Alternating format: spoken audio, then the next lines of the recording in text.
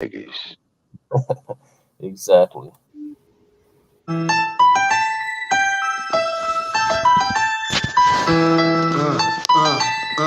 The Democrats don't speak for me. Speak for me. Speak for me. Republicans can't speak for me. Speak for me. Speak for me. A bitch ass nigga can't speak for me. Speak for me. Speak for me. You coon ass niggas can't speak for me. Speak for me. Speak for me. Listen here, this is a fact of life. I be rapping like Nat Turner came back to life. Grab Donald Trump by the pussy, he ain't acting right. I never run from a conflict, I be glad to fight. It's a very cold world that we living in. Somebody please tell Elizabeth you're not an Indian. You just trying to con them people to get the benefit. Just another immigrant, stealing from the Indians. That's some punk ass shit and that's too lame. Now we finna step over to Andrew Yang. And you a sucker, you could never speak for black folks. Fake ass pandemic, trying to get the black vote. The Democrats don't speak for me. Speak for me. Speak for me. Republicans can't speak for me. Speak for me. Speak for me. A bitch ass nigga can't speak for me. Speak for me. Speak for me. You coon ass niggas can't speak for me. Speak for me. Speak for me. You know your boy be high off sativa. Kamala wasn't popping, so we said bye, Felicia. She ain't had a right policy. We ain't trying to meet her. Y'all can take Biden too. Bye. We don't need him. We don't need Roland Martin or that coon Al Sharpton. Didn't need Cory Booker from the start, man. I don't fuck with police and no snitch. You know I'm coming with the heat when I spit it. The Democrats don't speak for me. Speak for me. Speak for me. Republicans can't speak for me. Speak for me. Speak for me. A bitch ass nigga can't speak for me. Speak for me. Speak for me. You coon ass niggas can't speak for me. Speak for me. Speak for me. If you ever go to court and this is your luck, try not to get fucked by Benjamin Crump. I know it's hard. You and all go is hard. But who the fuck is Amy Cloak? Put her picture up on the bullseye and start throwing darts. People cut our organs out our bodies, that's a stolen heart. They can't save us from the flood like Noah's Ark. Black lives always matter, we finna go for ours. So then we savages, we don't need to pot the piss. Mike Bloomberg can suck dick with that stop and frisk. You ain't speaking for us, we don't know you. Bernie Sanders, they get your funky ass on too. The Democrats don't speak for me. Speak for me. Speak for me. Republicans can't speak for me. Speak for me. Speak for me. A bitch ass nigga can't speak for me. Speak for me. Speak for me. You coon ass niggas can't speak for me. Speak for me. Speak for me.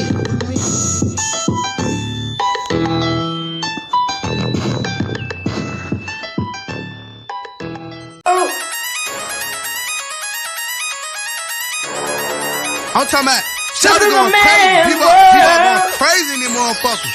Run that shit back, man. But it's nothing.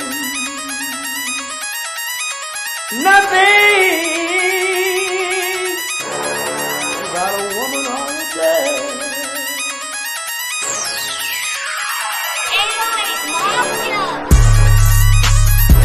Man made the car.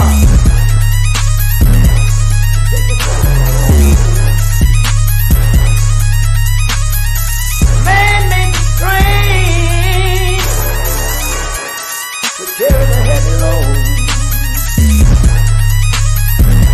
Man made the electric light to kick us out of the dark. Man made the boat for the water like the 7-no-meter. Man thinks about a little bit of baby girl and a baby boy. And man makes them happy because man makes them joy. But after man make everything we can, do you know that man makes money?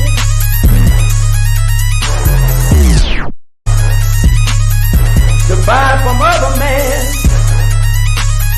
This is a man's world. But Greetings, Shabaka. Greetings, Black. Yeah. Thank y'all for tuning in to another episode of the Front Line Blacc News. I'm your host, Shane Krummer.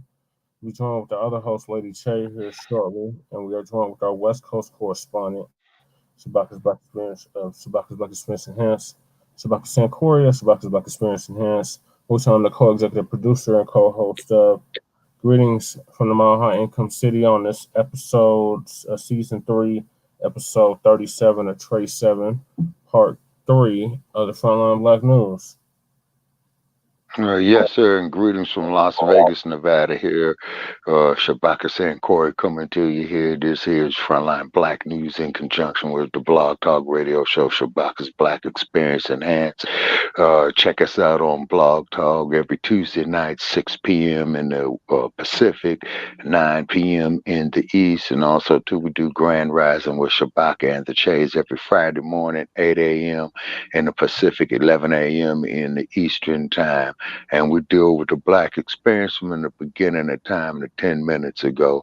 And we are definitely crumb bumming on these sorry ass sellout, no good, stinking ass black ass politicians who sold us straight down the toilet. Sheila Jackson Lee, Eric Adams, Han Coon, who used to be the mayor there in Detroit, other bum over here, Brandon Johnson, London Bridge, Sheila Jackson Lee. First place, you black ass politicians. You got everything fucked up. Now, here's how you got it fucked up. You talking about in Los Angeles that you got Safe Streets program, to get people who are homeless off the safe streets. Okay, here in the city of there in the city of Los Angeles, which is 250 miles west of where I'm at. Okay, you got all that the Hollywood up there and all them bum fakers up there, and you mean to tell me with all that money and you only house 235 people permanently?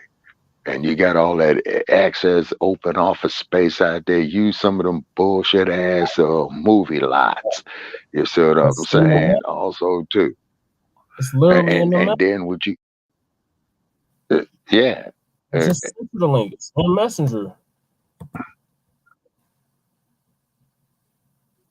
Lady Chase asking for the link. I just sent her the link. All right, thank y'all for tuning in. Okay. Lady Chase will be joining us here shortly. Shapaki. Okay. So what we will discuss on part 3 is we got an update on Jonathan Majors. Right, yeah, he got convicted. Yeah, 2 of the 4 counts of assault harassment today. Right. And he lost his one of his movie deals too off that bullshit. Oh wow. Okay. There, as we tell as we tell you out of Los Angeles all the time, when you get hit with those cases, man, they hit you with some of your movie deals. And then these Karens are going out there specializing, wrecking these black actors just like they do on the black athletes. And they taking their money or whatever other gratuities they got coming in, and they infusing the white community with it. Okay, so this theory of inclusion, that shit can kiss my ass. Wipe your ass with the illusion of inclusion. Make some toilet paper, call it the illusion of inclusion, put Kamala Harris's face on it, and use it to wipe your ass. Yeah. And I'm just telling it like it is, Madam Vice President. You ain't did shit for the black community. Sheila Jackson Lee. Hold on. You ain't did shit. The whole diatribe. I gotta finish this topic. So. The introduction. Okay. Yeah, we got actor Jonathan Majors found guilty in 2 out of 4 counts of assault harassment. Like you said, he lost a movie deal. Harvard president survives anti-Semitism accusations. Coonye West is back at it with his latest rant on IG Live, on Instagram Live. And then we got Charleston White got whooped at a comedy show, and now he was arrested for possession of weapons and assault. And then we got unhoused neighbor and our unhoused neighbor suites. Okay, now that's the gentleman that hit the dude, man, with a something, or when he was on stage and he was telling the guy to pull out some money, and then then he wouldn't hit the brother in the face with the microphone or something, and the brother got up there on the stage and would have been whooped his ass. Yep. Yeah, well, that sounds like a case of self-defense to me, man. No, this is additional. I don't know if it's for the same thing. Oh, okay, but it's some additional shit. Yeah. Oh, okay. All righty. So off the West Coast, Hollywood. Okay, so what's happening with Mr. Majors? He is gonna lose. He's gonna get stung, and he got, fucking with that Cameron. Okay, and as they say, they already tore up one of his contracts for one of his movie deals. And what happens is, it's just like how they did the comedian Monique. They start phasing you out. You see what I'm saying? And I hate to see Mr. Majors go out like that.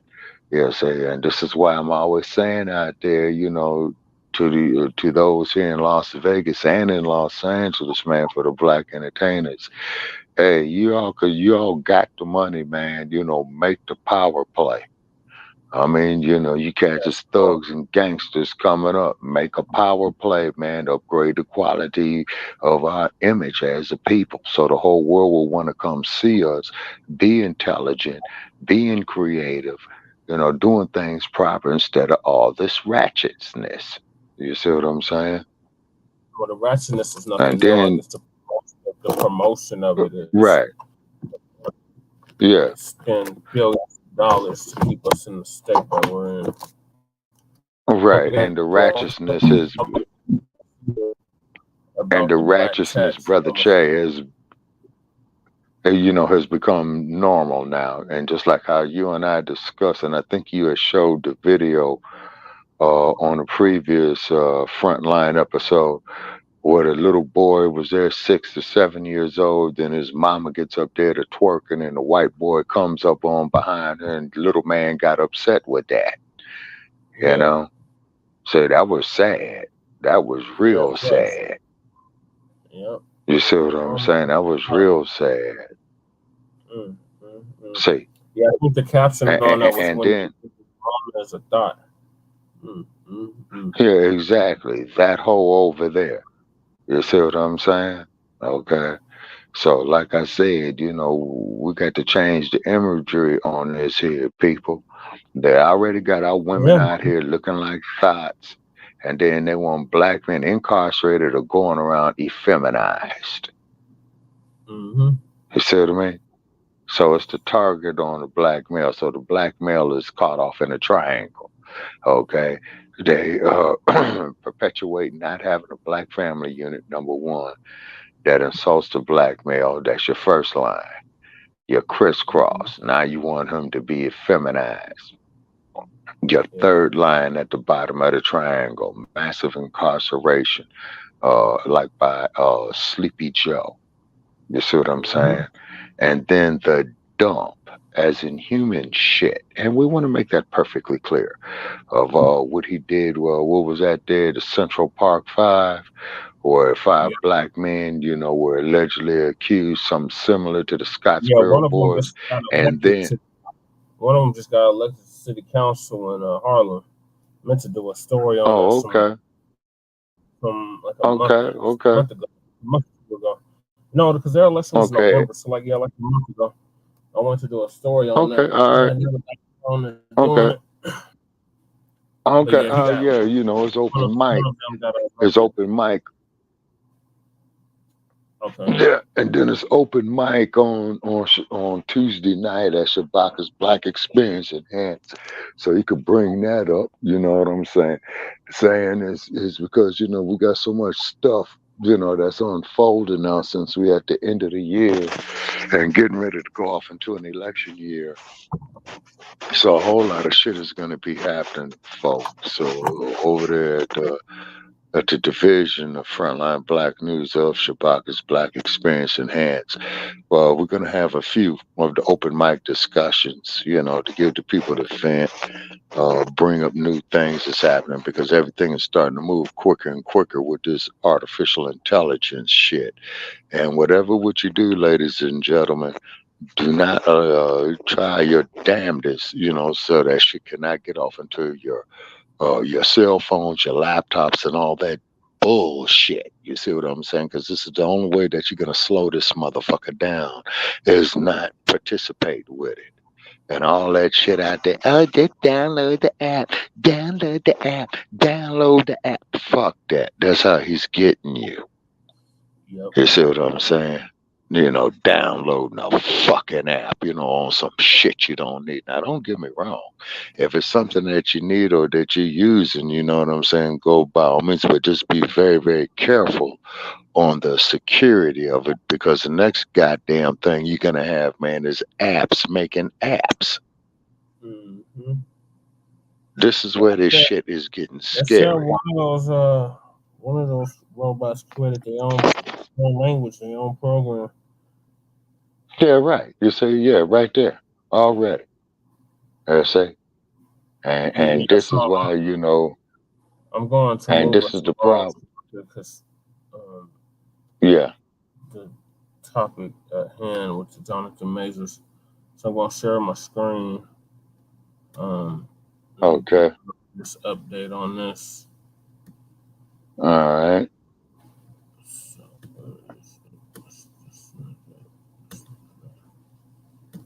well, hi everybody. Just because I'm still here, Jesse forgot about me. I'm here. I didn't forget about you. I literally acknowledged you. You were on mute. So I'm just gonna go back on mute. I just want to say I'm in the room.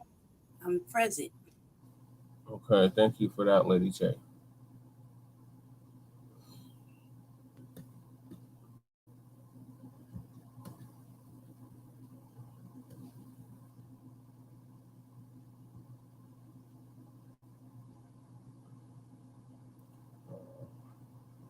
Oh,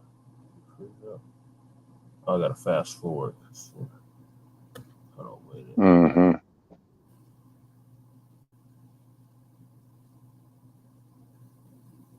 Shout out to Lisa Cabrera. Well, she looks like an alcoholic to me.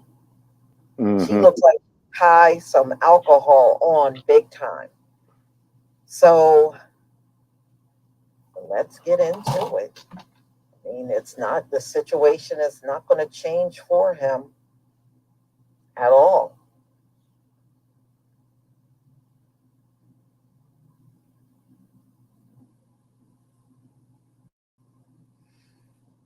So John Majors made an appearance in court today, and the trial went on for a few days. And from what I understand, it was a jury of 6. So anyway, actor Jonathan Majors found guilty of assaulting his former girlfriend in a car in New York. So one thing, she took the stand, and I guess his lawyer advised him he did not take the stand. He did not take the stand, y'all. So Jonathan Majors was convicted Monday of assaulting his former girlfriend after a 2-week trial that the actor hoped would salvage his damaged reputation and restore his status as an emerging Hollywood star. So this jury in Manhattan found Majors, 34, guilty of assault and harassment.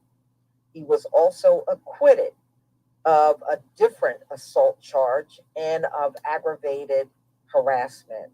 Majors, who he was asked to stand and face the jurors during the verdict as it was read. He showed no immediate reaction, looking slightly downward.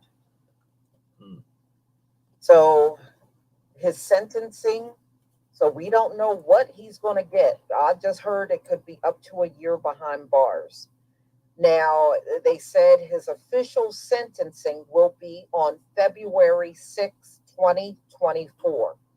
So that's damn near the beginning of the year.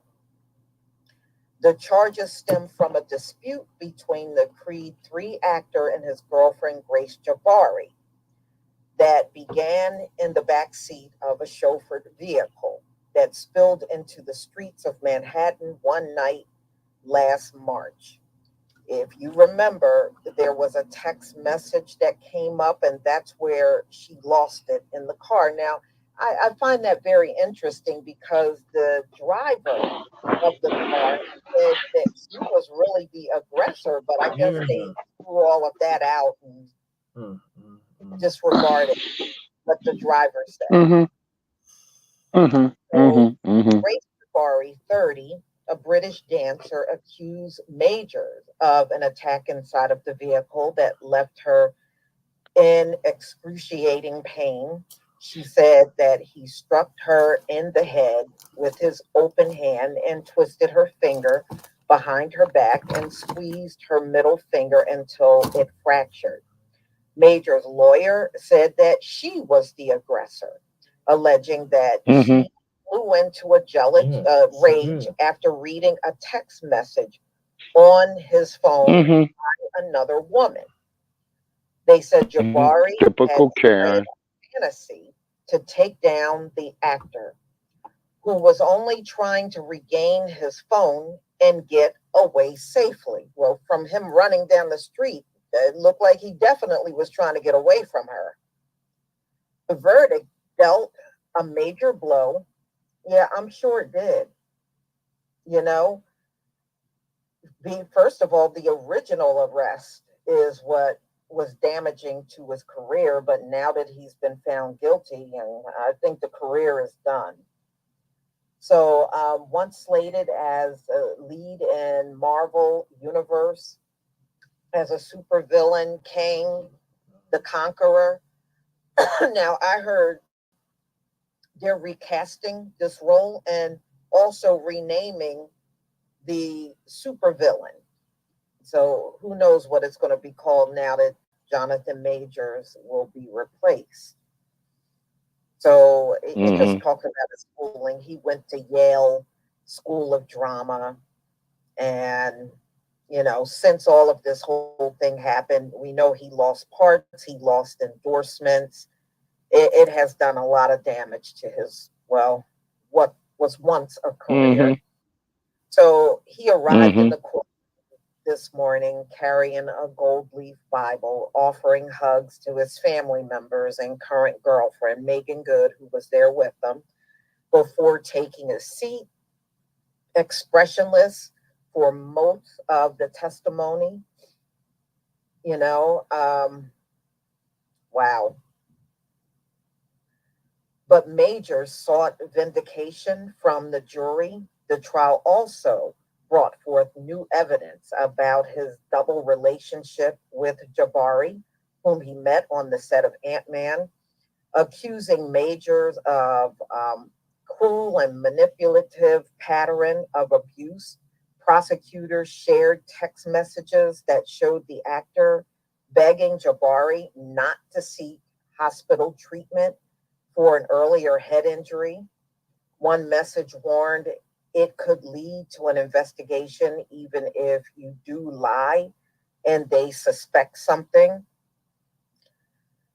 They also played audio of Majors declaring himself a great man, and that's when he was telling her to be more like Michelle Obama or Coretta Scott King, you know, more supportive. Over 4 days of tearful testimony, Jabari said Majors was excessively controlling and prone to fits of explosive rage that left her afraid and physically quite, you know, she was afraid a lot. That's all she was saying. She broke down on the witness stand, and see, there you go, right there. There you go. That's how she won over the jury. She broke down on the witness stand as the jury watched security footage from the aftermath of the backseat confrontation, which prosecutors said showed Majors manhandling her and shoving her back in the car as if she was a doll. Majors did not take the stand, but Chandri, that's his lawyer, said her client was the victim of white lies, big lies, and pretty little lies invented by Jabari to exact revenge on an unfaithful partner. So Major's attorney saying she did all of this to get back at him for having another woman. And we know he's with Megan Good. So, and you really think about it, he split with Grace back in March. And then he hooked up with Megan probably like weeks after that. Mm-hmm. So anyway, the attorney cited security footage taken immediately after the shove that showed Majors sprinting away from his girlfriend as she chased him through the night. Jabari then followed a group of strangers that she met on the street to a nightclub where she ordered drinks for the group and did not appear to be favoring her injured hand. Now, she bought drinks with his credit card. That's what she was doing at the bar. She wasn't using her money. She was using his money to buy drinks for herself and these strangers that she met. He was at the party. Hate to see Mr. Majors go out like that. Atypical Hollywood. The man she was angry with, treating the strangers to fancy champagne that she bought with Jonathan Major's credit card. This is according to Chandri, Major's attorney. The next morning, after finding Jabari unconscious in the closet of their Manhattan penthouse, Majors called the police. He was arrested at the scene while Jabari was transported to a hospital to receive treatment for the injuries to her ear and hand.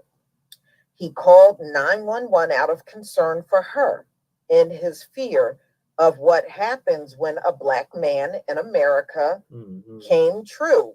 Well, I wish you would have thought like that when you were, before you start dating her. Right. But I guess hindsight is 2020. Chandri accused the police and prosecutors of failing to take seriously Major's allegation that he was bloodied and scratched during the dispute. And he was, because I showed the pictures on another video. Yeah. In her closing arguments, prosecutor Kelly Galloway said Major was following a well-worn playbook used by abusers to reverse the narrative by casting their victims as attackers. This is not a vengeance plot to ruin the defendant's life or career, Galloway said.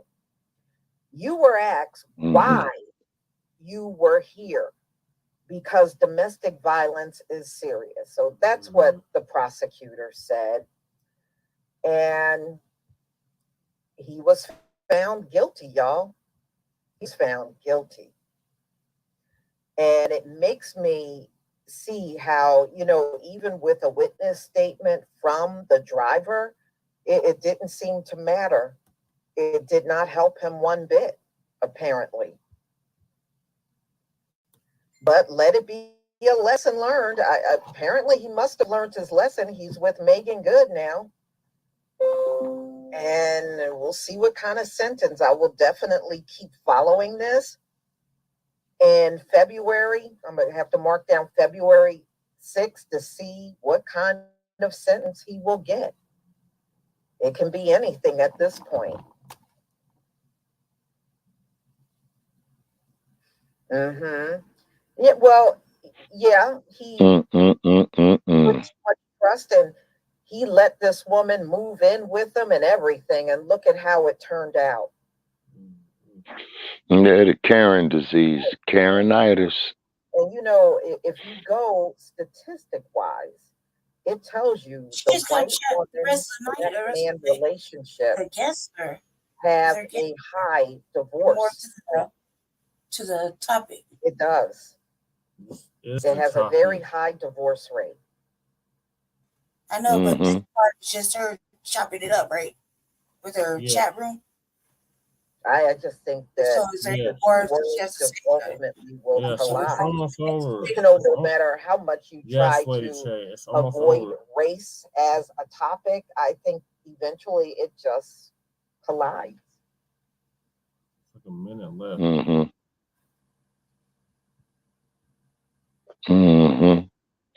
Yeah, so yeah, poor Jonathan Majors on that, but he did that bullshit to himself, man. And then he's gonna let this broad have his credit card.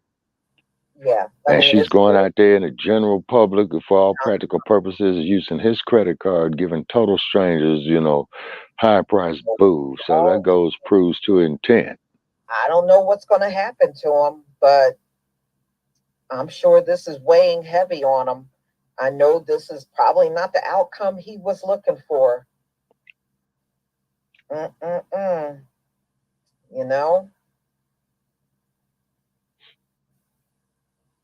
Yeah. Well, I mean, he's not completely ruined, but he's ruined in the sense of being an actor,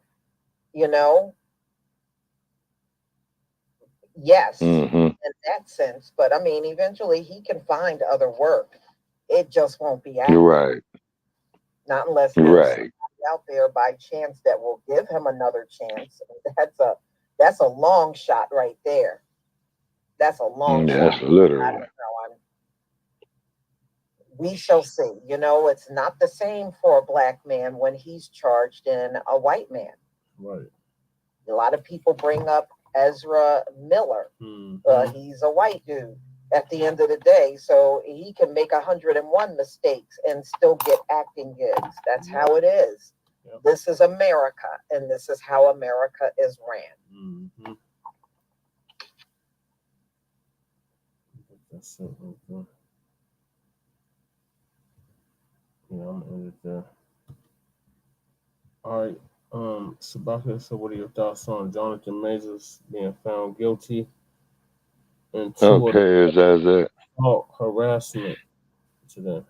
Yeah, as I stated before, Brother Che put more emphasis on it now. Once again, this is the Karen syndrome. They want to bring down a prominent black actor. You got some notoriety, with the Creed series with Michael B. Jordan. So then here comes this damn Karen. You know what I'm saying? Acting like she's running shit. Probably pissed him off. He probably asked her to leave or took his interest elsewhere. Here she come. Oh, well, he did this here to me. You see what I mean? And then got the brother caught up. Got the brother caught up. And then a no good raggedy ass heifer is going to take the man's credit card and give strangers drinks on him. You see how Hollywood set you up with this bullshit. Okay, now they had a terrible one of his contracts. Okay, so he's gonna lose money on that. Plus, he's got to go back to court. So they're gonna smear him in the news as best they could there in New York, which is only gonna be. It used to be a few days from New York to Hollywood. Now it's just a click of the internet. You see, so they're going to smear him on that. Then they're going to come up there and do that TMZ bullshit, just like you told me, Brother Che. When I was out there and I passed TMZ and you said the motherfuckers is the feds, avoid them, which I did. You see what I mean? So, they're going to smear him like that. You see? And Jonathan Majors, he's not a bad actor. You know what I'm saying? I like some of his work. You know what I mean? Brother had a career going on. Then also too, they're using Mr. Majors to set an example out of him. Hey, well, this is what's going to happen to all the rest of you Tobies out here. Yep. Let's see. He's a proxy for all black people, specifically black men. Yeah, right. That's what I'm saying. Yeah. Now that's just what I'm getting at there, Brother Che. So they're going to use him as an example to other black men who decide if they're going to do certain things against their norm. But this is a case of the Karen. Okay. This was the case of the Karen. You see what I mean? and you can have another case of the Karens. You see? So brothers, go, leave them broads alone, man. Go build up the Black family unit. You know what I'm saying? Reinvest that money back into within yourself, the Black community. Hell, drop a couple of million on this platform right here so we can expand it. Right. And tell the truth as we see it, you see? Because if we had a fucking operating budget around that amount, man, we would have posts in Los Angeles, Las Vegas, Denver, Colorado, Chicago, Illinois, and New York City. Facts. And Baltimore and Maryland.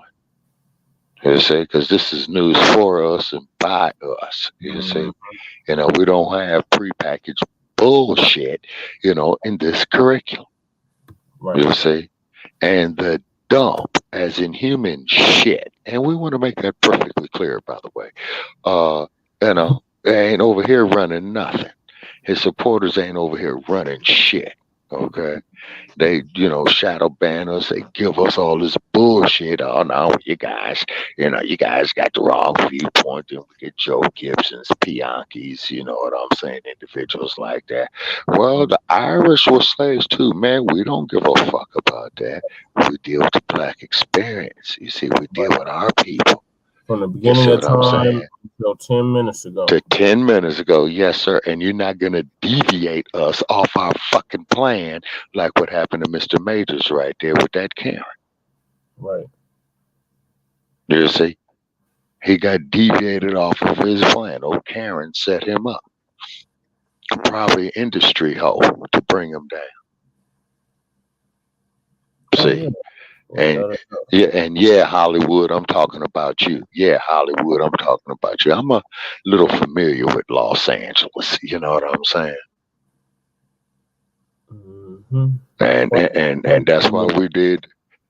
And that's why we did the live feed up there about a year and a half ago, summer of 2022, right there at your front door. And we told you about your stinking ass selves right there on the corner of Hollywood Boulevard and Vine Street. Yeah, right there where you give out them punk ass Academy Awards at. Yeah, we're in front of the same location where Will Smith smacked the shit out of Chris Rock. Yeah. Right. Walked up there to TMZ, introduced ourselves, but we got an intelligence report, to stay away from TMZ. So that's what we did. We kept it moving. We went up there, and we showed you the stars. Yeah, I'm glad Queen Latifah got her star. You know what I'm saying? I think Michael B. Long has a star up there. You know what I'm saying? And then we went over there to Vine Street to look for the greatest heavyweight champion of all time, his star that was on the side of the wall on the corner of Sunset and Vine, and it's gone. So, so we're trying to investigate that. Is because when the heavyweight champion was alive and they were going to present him his star, they wanted to say, well, champ, we present your star on Sunset and Vine. And he says, no, I'll put my star on the side of a wall because I don't want people walking all over my name. Right. Right. And they damn sure put it up there, too. And then when he transitioned, man, you had so many roses around at his star, man. It clotted out the whole little walkway area where it was. Yeah, I believe it. They showed pictures of it, and you could probably Google the pictures, Brother Paris, from 2016 when they did that. You see, that the greatest of all time. See, and in his heyday, he made it a point was that he ain't gonna sit up there and do degrading movies, to his people. You see. And I think he did one movie on a TV series called Freedom Road, I recall. And quite naturally, of course, he portrayed himself in his movie about his life story called The Greatest. You see what I mean? Mm-hmm. And then not to mention... Okay. What are your thoughts on Jonathan Majors being found guilty on 2 of the 4 charges of assault and harassment? I think that that's a clear. I mean, I didn't really hear all the news today, but I saw some of the headlines, and what I think is that first of all, it's been known through history to leave them broads alone. Not fuck with them broads. And broads are notorious for ruining lives, Right. or financial situations, households, running whole towns down. they're just culpable of all sorts of shit, and then they get to whining and crunching up their face and no tears, and he did this and he did that, and just like that your ass is under the jail. You know what I mean? So not even guilty of that. I mean, that's what happens when we as a people want to be kind and caring and even concerned about a motherfucker's well-being, and this is how they get paid back. No good deed goes unpunished. Right. He was set up. Yeah, no good he was set up. The other thing is too, like, the audacity of this bitch, and even continuing and carrying on, knowing damn well that she need to hold herself with some fucking little bit of integrity. Like, she know what she did. If you didn't snatch nobody's phone out their hand, or you weren't so fucking insecure and snatch a motherfucker phone out their hand in an aggressive manner, I mean, what else is anybody supposed to do when in a tight, confined space, and they clearly know that you have problems, and then you snatch something out their hand and or whatever, you grab it in a physical way, acting kind of aggressively. What is a person supposed to do? They're gonna try to restrain you. Of course, I think the shit with the video in the car. Yeah, she was a wild ass. She need to be restrained. Like, right. Back in the car. He ran, but he wasn't really running. I mean, come on, y'all. That's a brother. He was like sprinting. It wasn't even a full run. He was like sprinting, like John. He got long legs. Right. He didn't even put in no real effort into that run, right? She was running. Yeah. That bitch was running behind him. He was sprinting. That is a brother. Come on now. He just wanted to like get away, and it had to be to that point where he had to like sprint off. You know what I mean? And then he left her alone. He walked away from her, and she continued to carry on. Then she get up in his apartment, get naked or whatever, drunk, throw up in the closet, whatever she did, and he still tried to help this bride. And this is how she repay him with the fucking slander and whatnot. And there has never been a rip to be recording yourself chopping it up with the person you're fucking. Right. That's like, why would you do that? Only white people do that shit. Like, yeah, well, that's why we're calling it the Karen syndrome. You see, that's that Karen syndrome. Yeah, but you're in the house, Mr. Majors. But you're in the house together, like you a whole relationship. Like, what would cause you to record a whole conversation? Yeah, as a black man, he should fucking want to feel like he doing something for the culture of his people, how his people look at him. And we're looking at you like, man, you know what I mean? But however, he should feel like that. He worked hard. So for everybody to shit on him all at once, right? Like, as much as a motherfucker grew up loving Marvel and DC, there's gonna be a lot of us that just fucking turn our back on you. You gonna start losing money, like this shit ain't gonna be fucking hitting right. Not because you did that. What the fuck does his career? Why does his career and everything gotta be fucking suffering because he's some weirdo? And you can't look at this broad. This broad didn't even have a career. She's not like that. Yeah. She's not like but that's what they do to you. But Lady Che, that's what they do. That's what they call them, power plays on you like that. Okay, so therefore he's got this. Who's gonna touch that bitch with a movie career? If she get a nobody. really, who really nobody. gonna touch this bitch because she did something really fucking bad. So anybody who's like gets in a movie with her and she has decided to get some feelings, they don't just have to think back about Jonathan Majors. If she can do that to Yeah, right. him, what is she capable of doing to you? You know what I Right. mean? Exactly. And you see it cost him his contract, and you see it cost him a contract. He Contract facing a time in lot of money. jail. Yeah, It yeah, costs him a yeah, lot of money. exactly. And then of Lots of course the the army. chain, yeah, and then the chain reaction of other endorsements that he's gonna lose behind this raggedy ass Oh, skank. white You people. see what I'm saying? Go to black companies, Jonathan. You know, they see the innocence of it. These bitches will make you slap the fuck out of them. You know what I mean? He's lucky that that's Yeah, I think he.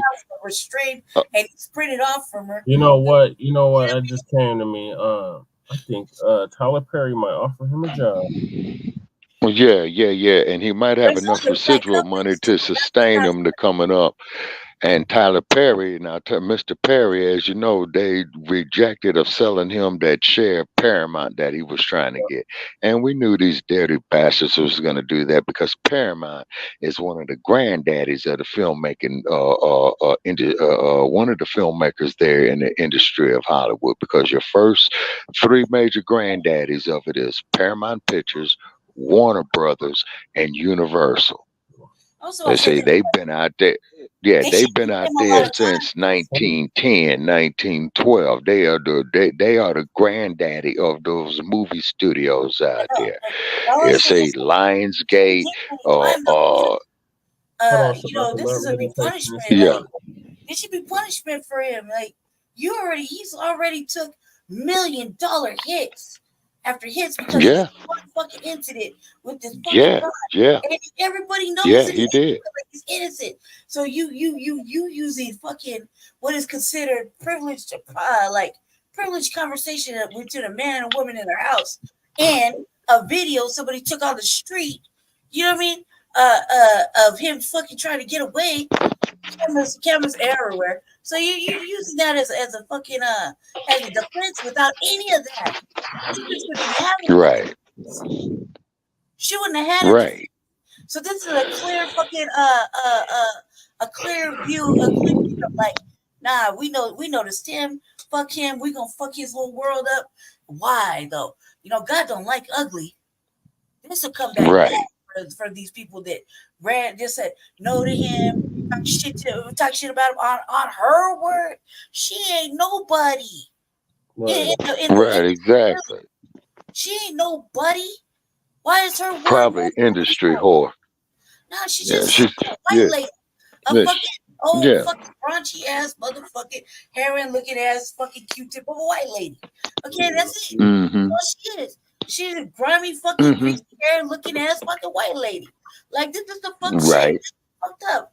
And I don't really hate on him about these comments about how, you know, whatever sisters he's talking about, you know, she should be like, you know, maybe that's a sign of saying, hey, look, I'm telling you, like, this is what I should have. Instead, I'm over here fucking with you, you old garbage trash bag looking at bitch. Like, stop it. I'm a good motherfucker. I do this. I'm building something for my family, for my culture, for my people. Like the emphasis on the call, my people. Like he's not doing it for the white people, he's doing it for us. So now we gotta watch this. We gotta watch this shit and take like another black man down in our community has left. Well, he'll be down about a year. This is some shit. Yeah, he'll be down about a year, Brother Che, and hopefully, as you said, Lady Che, and hopefully, as you said, that Tyler Perry will come back him up. You know what I mean? But just to show you how is it what now? There's other black people that make movies, and you know, there's other black directors and shit. There's other people. I think that motherfuckers just gotta stand on some shit. Everybody's always talking about this shit, unity. But when it comes to motherfuckers like him, who doesn't do shabby work, when it comes to a man like that, like like we really gotta actually act on what we're saying. We gotta stand like we stand with Bill Cosby, like we stand with fucking Dave Chappelle, like we stand with fucking you know, whatever, you know, whoever. If we believe in them, why we always gotta walk away from them too? Just because they did it? Right. No, Yeah. man. Like, You there see. is no fucking loyalty. This shit's fucked up. No, it's because our value system, Lady Che, on a collective basis as a people is all fucked up. Okay, and to prove the point, okay, just like when you had that Amos and Andy, Rochester, Uncle Yasa Boss and shit, just like when you had them black exploitation films of that shit, that which was pure garbage. Did you know that Carter G. Wilson had passed away today? Not today, but years back on this day. No, I didn't know that. Yeah, so this is the anniversary of his transition. Carter G. Woodson, the creator of Black History Month, Negro History Week, who wrote Miseducation of the Negro. Oh yeah. Yeah. Sad day. See, and we need to remember the days of individuals such as Carter G. Woodson, of their arrival date and their departure date, you see. And to get away from all this ratchet ass shit. You see what I'm saying? Yeah. And then Shabaka, we need to wrap this topic up. So to conclude, Lady Che, were you done, or did you have more to say? Man, no. I'll just rant later about it some other time. No, I gotta catch up anyway. That's all I gotta say. I feel sad in my heart, but mostly disappointed that motherfuckers gotta do so dirty. I really don't think he should serve any time in prison because I think this is punishment. He is like right. Be embarrassing. He won't be right, and going to jail at the very most. That's bullshit. Yeah, going to jail at all. Right. Right, and the worst he should have got was 6 months probation. You see what I mean? So which means he'll be stuck there in New York City for that time there while he's on probation, as he got to report to the PO and shit like that. But he's probably gonna have to let him know everywhere he's going. Then what he needs to do is go straight down Interstate 95 to Atlanta and get with Tyler Perry, because Atlanta's closer to him than LA is. Yeah. See, so he can get his weight back up. All right, and then make decent quality films, man. And later for them ratchet ass, no good, stinking ass, skank ass hoes. You see what I'm saying? That brought Bill Cosby down. That's fucking with Jonathan Majors. That fucked O.J. Simpson around. You see what I'm saying? And countless other black entertainers like Sam Cooke, you see, who was shot and killed in a motel on South Figueroa in 1964, was set up, by OTB. And the way I heard it is that Sam Cooke was on the verge of pioneering of black people owning their own material for the record industry. Twin is in the building. Peace, Swin. All right. Yeah, greetings to him. So, look what they did with Sam Cooke. You see what I'm saying? And look what they did with Bill Cosby. Bill Cosby, the Cosby Show. Old white bitch. Yeah. Mm-hmm. Yeah, you see, so what they do is they seek that she-devil on you. You know what I'm saying? O.J. Simpson case, Bill Cosby case, Jonathan Majors, you got to add to it. Sam Cooke, that you got to add to it. You see what I'm saying? And then that punk ass Eric Adams, who got hit with the Me Too shit up there in New York, fuck him. You see what I'm saying? And looking at cases that would happen to Mr. Majors, man, out there in Los Angeles and what have you, man, goes to prove. I mean, just like our sister out of Detroit had asked us one time in private conversation, what be with these niggas? Right. What the fuck be with them on this bullshit? I'm telling you. Stupid, man, I'm all this, that, there, the other up here in Hollywood, man. And, I'm in Bel Air and all that old shit, man. And got my condoms in New York and got my hoes over here. And they see your stupid black ass, man, and just waiting for the opportunity to strike to sink your ass like they did right there. Like they did right there with Mr. Majors. Yep, they set him up. You know what I'm saying? Watch him fall. Yeah, yes, sir. Yes, sir. Yes, sir. Yes, sir. Once they You had see them what on I'm that saying? cover, it was a wrap. No, it was all Yeah, exactly. Oh, yeah. And then not to mention that there, brother Che, had the brother up there on the ebony cover magazine, sitting there with pink shit on. You know what I'm saying? Looking me Valentine's Day, totally whatever. It was not meant for ladies, effeminized. that's for sure. Ladies are like, oh Yeah, yeah, it was. It was the March totally like 2023 cover of Ebony magazine. And we keep don't in like mind, pretty wicked Ebony sassy magazine is no longer socks black looking owned. Okay, so we want that known out there as well too. Mm-hmm. Just like BET, no Yeah, more black owned. But moving along yeah, to the next yes, sir. topic. So we got this Israeli-Palestinian on, and Oh boy. Okay, touchy subject. Very, very touchy subject. anytime you say anything about the short hats, small hats, they automatically label you anti-Semitic. So naturally. Yeah, the yeah. head, It's a power play on their part. even though they're not even Yeah, Semitic. So it's a on power play on their that, part. check out General Seti. General Seti gives a whole rundown on who the real Hebrews Mm-hmm. are and who the real Semitic people are. Mm-hmm. That's a whole nother topic Yeah. for a whole nother day. But Right. this sister, I think she's a tether. I'm not 100% sure, but she's the head of Harvard. University. Yeah, and there are Oh trying yeah. to say that what she said at a press conference or something was anti-Semitic. She's the Harvard president, and she supervises. She's Harvard's Z list, and it's school president, and she's under fire for anti-Semitism accusations. So we're gonna let the good Okay. professor give us the rundown on that. Shout out to Professor All Black. right. What's up with the professor?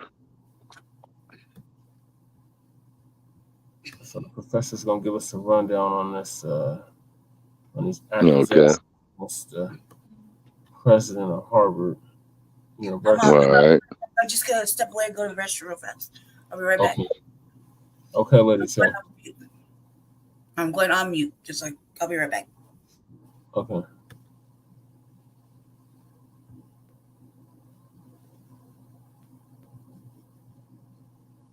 Family and fellow soldiers, I'm the professor, and this is the moment of truth. This morning's briefing is going to be in part about the president of Harvard, who happens to be a Black woman, and about the hysteria and the outrage over so-called anti-Semitism on these Ivy League campuses. Claims that have not actually been proven, but there's lots of invective. But before we get to that, I want to give credit to our brother Tarian Rain. He's one of our long-time new voices of Black media folks. He's been out here for a minute. He made a video talking about Harvard's Z-list, and I thought that that was actually very appropriate, and it dovetails nicely with the subject that I was going to tackle, so we'll kill two birds with one stone. When you look at Harvard, they have the Z-list, which is basically, in short, a list of students who are allowed in because their parents or some sort of close relative or what have you gave huge amounts of money to Harvard, so because of that, they bought their way into the school. This is very important because we have a whole bunch of these white right-wingers out here trying to make a crusade out of saying that, oh, it's Black students who are getting into these schools and they're not qualified. Now, of course, neither Ed Blum nor the rest of his gaggle of idiots can actually show any Black students who aren't qualified to get into these schools. They never give anybody any examples. It's all just innuendo and lies. All they do is present some white, or in the case of Ed Blum's nuisance suit about affirmative action, some Asian students who claim that they were denied admission, some vague banter about they didn't get into the school they wanted, and then they make some indistinct, unfounded insinuations that Black students are to blame. And nobody ever stops to demand that they show exactly who these undeserving Black students are. Nobody ever demands proof, and that's the point. Now, if Ed Blum truly wanted to go after people who don't deserve to be in these schools, then he'd be going after these Z-list individuals, but he's not, and that's because he represents the people who paid the money to get on the Z-list. That's who he actually represents. people who had to buy their way into Harvard because the black students earned their way in. Now, how many are white students on that Z list? How many are Asian students buying their way into Harvard? This is why the Ed Blums and his kind are constantly trying to manufacture hysteria against black students. It's to cover for himself and the real undeserving people who these elite schools are being paid to let in. And what he's doing isn't helping these schools at all. The endowments for these Ivy League schools are greater now than they've ever been. This after 50 plus years of affirmative action. Things are better than they've ever been for these schools. They're more prestigious now than they've ever been. Business for these universities has never been better. And that's the real problem Ed Blum has. The white supremacists are ultra hypersensitive to anything that even remotely looks like a threat to their power. And when they see a world that is showing it will go on without these white supremacists, that makes them lose their minds. It was the prosperity of the Black Wall Streets that touched off a several years long spree of white mobs going on racial rampages. Yep. The Black Wall Street showed them something that terrified them. Right. You weren't in charge. A world that didn't need the white supremacists. Yeah. Always be able to brag that Barack Obama got his law degree from their school and that he was the first non-white editor of the Harvard Law Review. Like him or not, and you know how I feel about Barack the backstabber, his presidency is still a historical precedent, and as a result, where he went to university will always be something of a novelty. Barack Obama didn't need affirmative action, though Clarence Thomas did.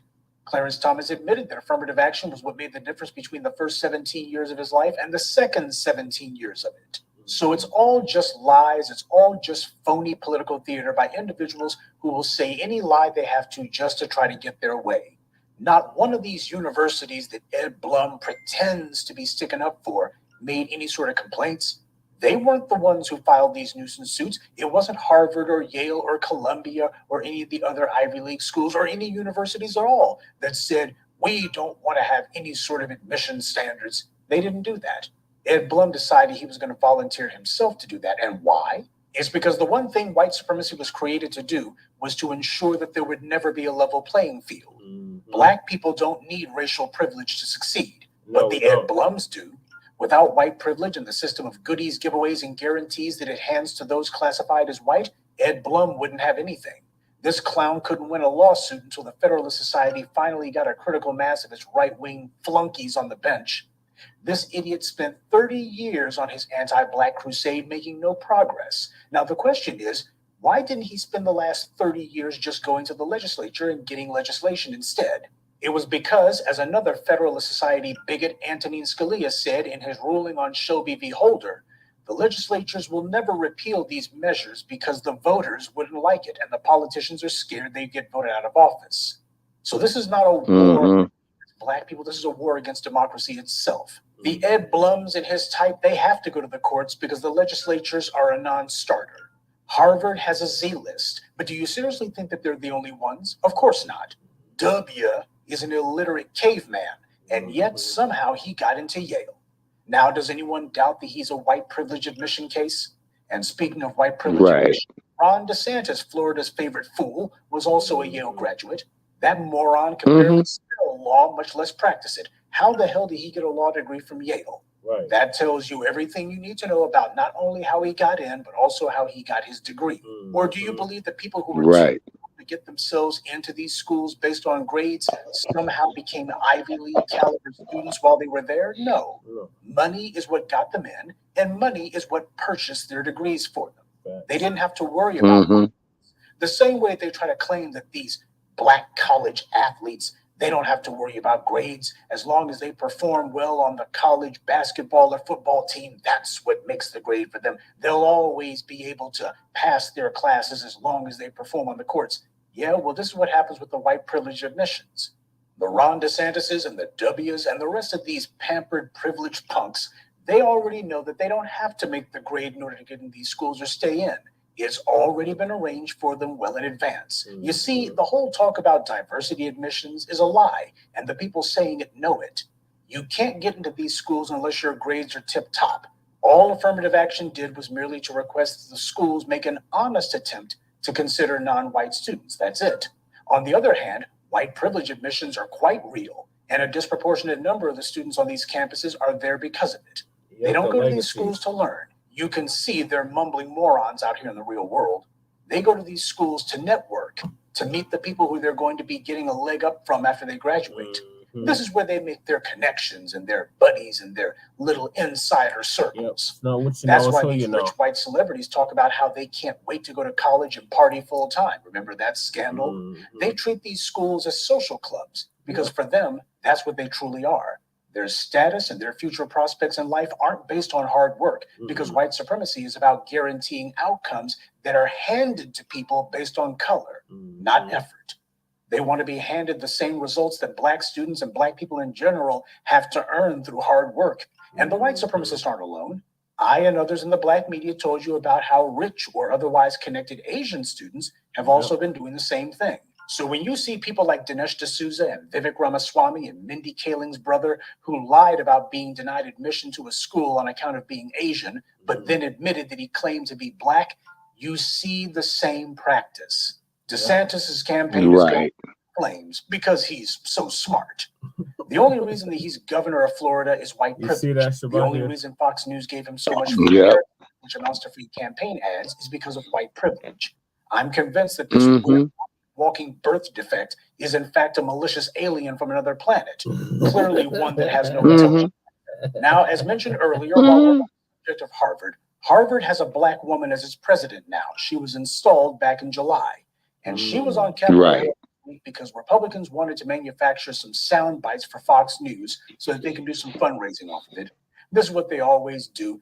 They'll call for some panel. They'll tell some folks, you need to come in and testify before Congress. When they do, they sit there and scream and yell, admit the truth. You're a commie, aren't you? And then they go on Fox News and say, to the libs. Now give me some money. Now, the white media... he's right. The president of the University of Pennsylvania and the president of Harvard, Claudine Gay, who were testifying before Congress regarding the claims that there's anti-Semitic violence on these college campuses. Now, the first thing that needs to be noted, there hasn't been any violence at all. Nobody has been beaten up. Nobody's been struck. Hell, nobody's even had the finger pointed in their faces. Instead, what they're talking about is they said somebody said from the river to the sea, and apparently somebody looked and said, that's calling for genocide. Now, interestingly, when you had Nazis, real ones, who were on a college campus, and they were screaming, Jews will not replace us, where was all of this concern then? Where was all of this attention in committee hearings then? There weren't any. Now, Elise Stefanik from New York, she was the congresswoman who currently asked a question about yes or no, tell me if calling for genocide is against Harvard's rules, conduct, or what have you. And the part that apparently was seen as being worthy of headlines was that these two women who are the presidents of these respective universities, they gave... No, I'm right here. The answers that they gave was, well, it depends on I'm in the bed. On what's being said. They essentially gave a Bill Clinton answer. It depends on what is. Why would they give a hedging answer like that? Because the Republicans have been attacking these universities full time for decades now. For generations, they've been doing it. They knew that Elise Stefanik and the rest of that Republican-controlled House of Representatives didn't call these two college presidents to Capitol Hill for a good faith discussion of the ideas and the issues. They were called there so that they could be yelled at and screamed at, so that Elise Stefanik could go on Fox News and say, see, I'm taking it to the libs. They knew that that's what it was about. So what happened was, you had, especially with the case of the University of Pennsylvania president, she was trying to play a game of verbal chess, and she lost. She made the wrong move. Now, in the case of Claudine Gay, she was a lot more diplomatic about it, but still, there were people who were trying to get a yes or no answer to something that actually is almost never yes or no, especially when you don't provide any examples of what the alleged calls for genocide are. It's all political theater. It was obvious from the start, and that was the reason why they gave the responses that they gave. And the white media looked at it and said, okay, we think we have something we can run with here. At the very least, we got some grist for the mill for this day's news cycle. Now, I consider it doubly perverse that Elise Stefanik was the one talking about whether killing people on campus was against Harvard's rules, because Elise Stefanik did more than defend violence. She actually gave her approbation to the violence of January 6th when she voted against certifying Biden as the winner, even after the Capitol insurrection. And she also repeated the claims that there were voting irregularities, judges handing down illegal rulings in regards to Trump's lawsuits, and that state officials were being corrupt. She defended all of the false bases for the insurrection. And here she is talking about defending anti-Semitic violence on campus. I think the real reason Stefanik is so furious at the president of Harvard was because last year, Harvard's Institute on Politics removed Congresswoman Stefanik from her so-called advisory role. And what advice was this empty-headed goofball giving to Harvard? I don't know. About the only thing she's qualified to give advice on is what combo meal to buy at McDonald's. But for idiots like her, she needs to be validated. This is part of the social proof that is supposed to show how important she is. At least Stefanik actually went to Harvard, if you can believe that, which is yet another example of a white privilege admission. Just goes to show they're not letting these people in based on grades. They're doing it based on connections and whether or not their folks can pony up the money to make Harvard look the other way. Stefanik was furious about the fact that she got kicked off of Harvard's Institute of Politics last year. I mean, her own alma mater was expelling her.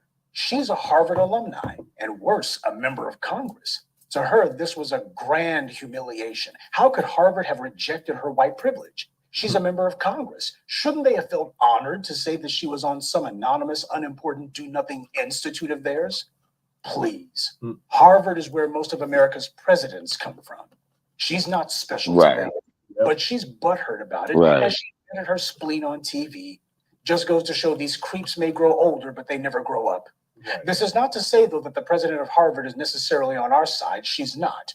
She's on her own side, just like the rest of the Black misleadership class. Though that's not to say that she's by the very people who she's depending on for her livelihood. She's surrounded by a whole bunch of wolves who have been licking their chops. Bill Ackman is a billionaire and a former Harvard student. He's also a huge donor to Harvard University, as well as to the Democratic Party. This Ackman character has been attacking Claudine Gay since before she was president of Harvard. In fact, he's been making sure to tell anyone who would listen that the only reason that Claudine Gay is even the president of Harvard is because of her race and her gender. This is what this guy's been doing. And he hasn't been doing this just for a few days. He's been doing this for months on end. This man is a big donor to the Democratic Party. Just goes to show this pampered racist has no problem supporting Democrats, and you got to wonder why that is. Perhaps because he knows that the Democrats hate Black people as much as he does, and that their job is to be controlling opposition, working for big money puppeteers like himself. His nonstop attacks on Claudine Gay are just like Ed Blum's nuisance suits. It's classic white privilege projection. Ackman is excruciatingly aware that he owes every crumb of his daily bread to his race and gender. So as he sees it, everyone else must be doing the same thing.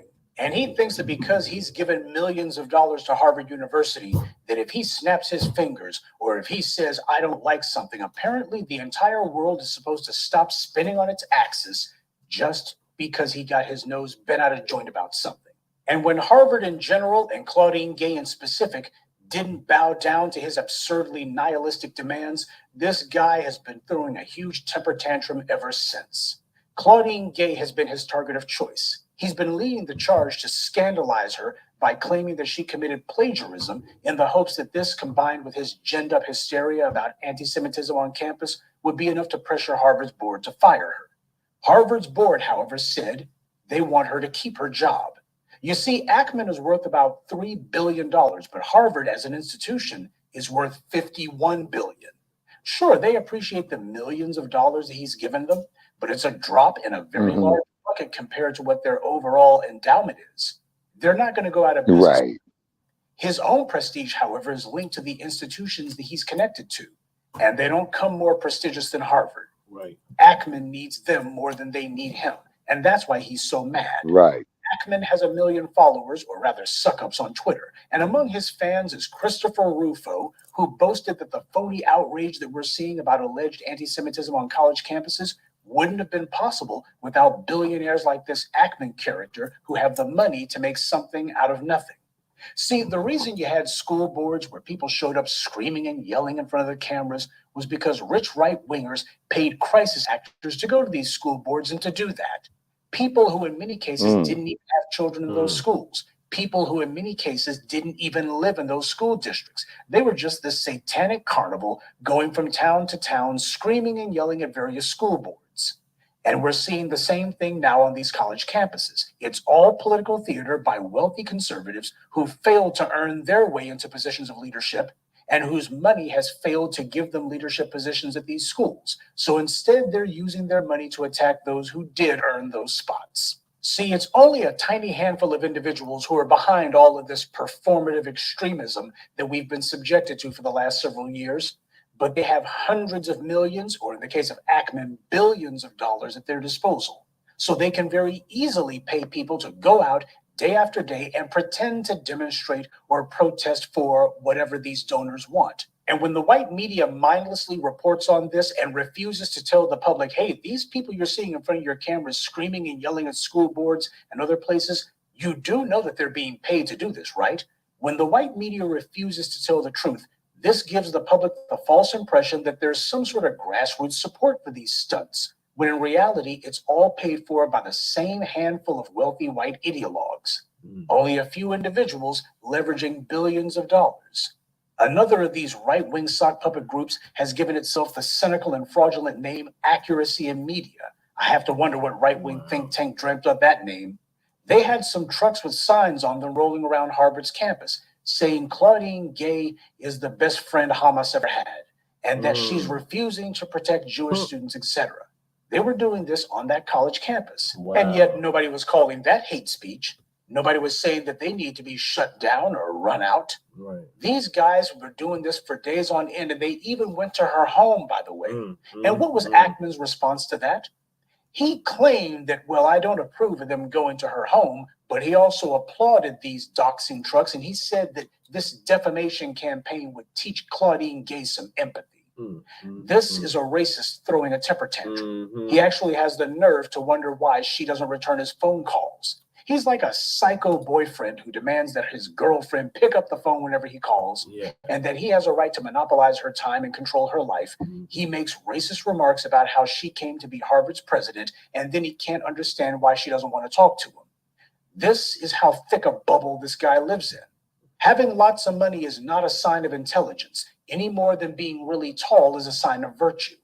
The things don't have anything to do with one another. I'm not a doctor, so I'm not necessarily qualified to give a medical diagnosis, but that's okay because this Ackman fellow, he's not exactly an academic either, but he feels free to give his opinion on things. I think this guy needs to be in therapy. From where I sit, his obsession with destroying Claudine Gay shows that this man is not mentally stable. He sees her as a proxy for the Black community in general. When he's making his racist remarks about her, when he's trying to say she's not qualified to be here or to otherwise scandalize her, he feels like he's doing it against all Black people. This is the culture of America's highest educational institution. Its alumni are not the best and brightest. They're the most entitled and the most whiny. It's like a kindergarten with no adult supervision. For places that claim to be all about high test scores, they are the epitome of it's not what you know, it's who you know. Yep, I said that to be good day and be one. I'd like to take a moment to mention some of our contributors: Charlie, Sakina Collins, G. Mars, Dominic Harris, and Terry White. Salute to them and thank you to everyone for listening, liking, and sharing this message. Black empowerment only exists because of you. Thank you, Professor Black Truth. Shabaka, are you still with us? Okay. What are your thoughts on what the good professor just laid out? Oh, everything that he said is absolute truth, man. Actually, man, I like to sit in class with the professor and take some notes, man. I'm dead serious. You know what I mean? I would like to take a course from the professor, man, because he sees through all this prepackaged bullshit, you know, that these clowns is coming with, man. He intercepts their power shots, man, with his counter rights on it and what have you. You see, they wanted to keep us as a community, and not only here in the U.S., but throughout the whole diaspora. They want to keep us divided. They want to keep us ignorant, and they mainly want us to keep us ignorant of ourselves and not recognize the collective buying power that we have. You see what I mean? That we have throughout the world. Every other group of people knows the great buying power that we have throughout the world, except us. Yep.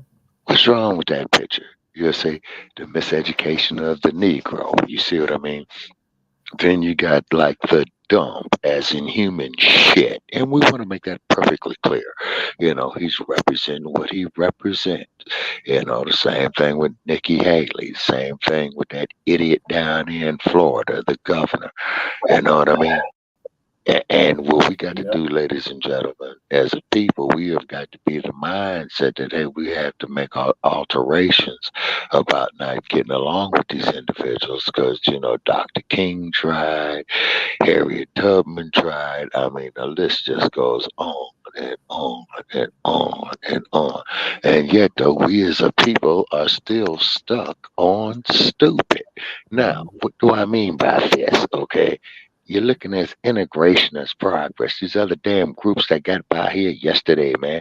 What the fuck you think these immigrants gonna do? They're gonna entrepreneur, buy neighborhoods, build up homes. You see, that's what they're gonna do for themselves. But we still sitting up here ass scratching, yassa bossing, sitting at a damn lunch counter, man, begging for a cup of coffee, and we did that over 60 fucking years ago. Yeah, and we're still doing it. Getting a handout. They're not getting sabotaged either, Shabaka. We get sabotaged. Right. They're not getting sabotaged. Yes, sir. They're allowed to do it. Right. Yes, sir. You see what I'm saying? And that's what's such a damn shame right there. But then you get these, this is why we created the hashtag resurrection of the mental dead. Oh, boss, we all the same. I don't see no color. Eyes colored blind. Uncle Tim Scott. America is not a racist country. And then to really add insult to injury of the mindset, Dr. Ben Carson. Okay. That man made me want to vomit each time that I saw him speak. I think that the loaded looking motherfucker man was prescribing his own shit. You know what I'm saying? Yeah, we're talking about what the African slaves came here and they were in search of their American dream, and I just cannot believe this asinine ass shit, man, that I was seeing, man. And then people, to our audience, it was so fucked up and so sad. It was not even laughable. For a college graduate, PhD, a medical doctor at that. And he must have been prescribing his own meds, man, because he looked like he tied one on the night before to say that shit. And he went out there on that stage and said that shit. And then you even had his own fellow colleague reporters, what do they call these Negroes, these Trumpers, ultra conservatives? They couldn't even believe that shit that Ben Carson was saying. And they even said it after he finished saying it, that he was full of shit. Yep. Not verbatim, but, this is the point. That was the point that they were making. Yeah, let's hear from Lady people. Lady Tay, yeah, by all means. On this attack on this president of Harvard. Lady Tay. Sorry about that. I got distracted. Little mousy friend. I got one too. Get it, cat. Tell you, man. I'm looking at one right now. So we talking about it. We hopped off the damn one of these damn boxes. They just like run right over the trap. Like they just look at the trap, look at it, walk over it, touch it, push it with their paw, smell it, move on. All the melanated mice love my house. They're always in here. It's horrible. Damn. It's really bad. You got to get their education somewhere. And I told Jesse, take the ones over here because I live like a Hispanic area now. Well, it's Hispanic now. So take my little brown mouse over there and have intersexual racial interactions, and they can just procreate and leave babies everywhere. No. And like you gonna get in your bed. Take them with you. Take them all with you. You the only one get to leave this motherfucking prison or house I'm in. Take it with you. I don't want them. I have enough. They're just gonna have babies under the sink in the bathroom. Oh my God, no. What was I gonna say? Did she? I didn't catch it. So did she get fired, or she didn't get fired? She held her ground, right? Yeah, she held her ground. I think it's fucking shit. I mean, first, everything you say is it's censored. It's not really it's like they say it's only free speech when you want it when they want it to. So I'm like, I don't know. I didn't see what she said really was anti-Semitic. I think that they were really trying to put it on her, like make it seem like it. But it's just another way to villainize black people, man or woman. Doesn't matter what is going on. They just didn't want to accept the fact that she is in the position she's in. Yeah, she's not even Right. really giving a lot of she's not really giving a lot back to them. She's not feeding into it. So I think it's all right. She's gonna be all right. Yeah, I think she's gonna be all right too. I just hope she stands her ground and don't get to getting on some Kyrie Irving type stuff where you apologize for Right. something and do. No, exactly. Or apologizing for saying the truth. You Yeah, see, that's the shit that gets me. They want black people to sit up there and apologize for saying the truth. They say, so, you are you thinking that they free and that they don't see color, but color damn sure sees us. right. And I mean, come on, people. I mean, listen to an old bastard like me. You know what I'm saying? Because I'm relating shit to you that I've lived through and that I've witnessed. Is that this integration shit is an illusion of inclusion. Even Dr. King had said in 1968, when I was a child, I led our people into a burning house with integration. And look at this asinine shit that you got going on now. Ben Carson motherfuckers, Cory Booker's ass scratchers, Kamala Harris's, brain dead motherfucker there that just left office there in Denver, Colorado, Yeah. and Coon. Yeah, Karen Bass down there in Los Angeles. Got all that goddamn money out there, no fucking snow. Oh, we only housed 237 people. Wait a minute, you got 40,000 motherfuckers in Los Angeles that is homeless. At least. 30,000 of them, yes, sir. And 30,000 of them are right down there on Skid Row by the Fred Jordan mission. 5th Street, 6th Street, San Pedro. You know what I'm saying? Stanford, Town Street. They all fell for the lie at Tinseltown. Yeah, exactly. You see what I'm saying? And then they getting pushed further and further west to the LA River, as we have stated before, as they building up downtown LA from all this internet AI money. You know what I'm saying? Every other fucking group is prospecting except us. And they constantly pushing our people further and further east, right there to the world's largest storm drain. Yep. And then the rain is gonna come, and they probably had a few motherfuckers already who got hauled up in that shit and wound up out there in the ocean in Long Beach, right there in Long Beach Harbor. Right now. Yeah. That is the world's largest sewer, that LA River. As part of the California Aqueduct. And that aqueduct has farm waste all the way as high as Siskiyou County, all the way to Los Angeles. Yep, it's raining in LA right now. Oh, yeah, because the air is cool right here. Okay, yeah, fuck Los Angeles. You know what I'm saying? It's raining right now. Okay, and what's raining right now? The whole West Coast. The whole West Coast is underwater. It's raining right now. Okay. Yeah. Okay, so let the Pacific do its thing, and hopefully, those damn tides in the Pacific Ocean come crumb bumming on those multi-millionaires' beach homes up there in Malibu and along Big Sur and all that old shit. And then they throw so much shit there in the Pacific Ocean. When you look at all those cargo containers going in there to Frisco Bay, you know, taking all those materials right there to Silicon Game Valley. Any day I expect King Kong to come through that motherfucking Godzilla. You know, tearing down the Golden Gate Bridge. They got so much shit in there.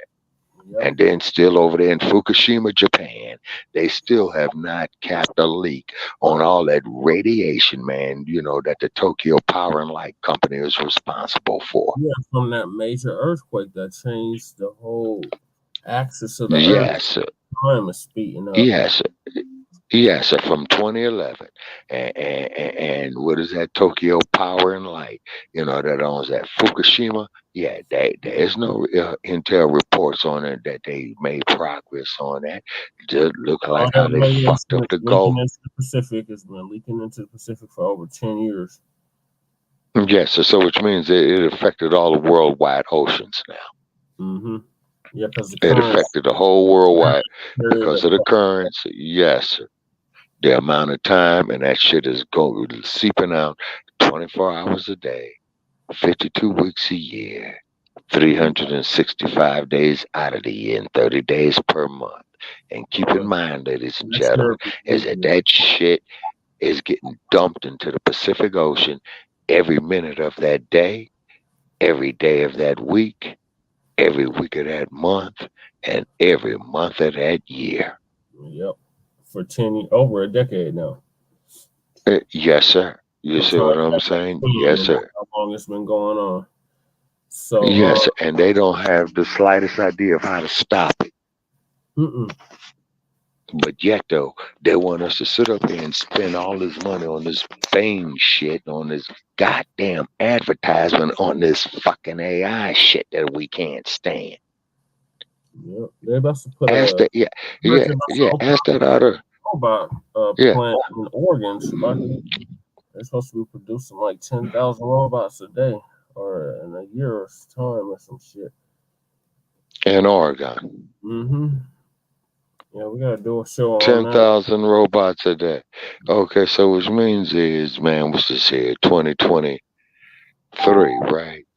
Yep. No, 2022. So by 2025, you're gonna be seeing these.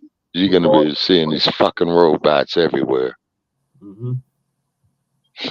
Yeah, they mass producing them now. They probably got them in pre-shipment containers already. Yep. And probably is making as many as they can. So now what we have, people, is the artificial intelligence running this shit. You got the artificial intelligence running the artificial intelligence. Yep. That's why they changed it to Meta. You're in the metaverse now. Like I said, did you have anything else to say on this topic before we move on? No. Okay, so the next topic is Kanye West, or otherwise known as Coonye West. Yeah, what's his latest escapades? Because each time I see a photograph of him, that motherfucker's looking more and more sinister and looking more and more crazy, like he's on some damn mind control shit. Oh yeah, I believe he is, and he's going to give us a rundown on how bad of a situation it is for him right now. Okay, let's hear Kanye West. See what he's talking about. First, he did this shit where he was in a black KKK hood outfit, yeah. And then he went on Instagram Live and did like a 10-minute rant.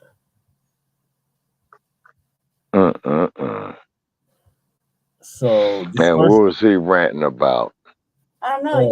He kind of probably weird. Kind of had a black moment. I watched it. Probably weird in the music industry, but Kanye in the small hats.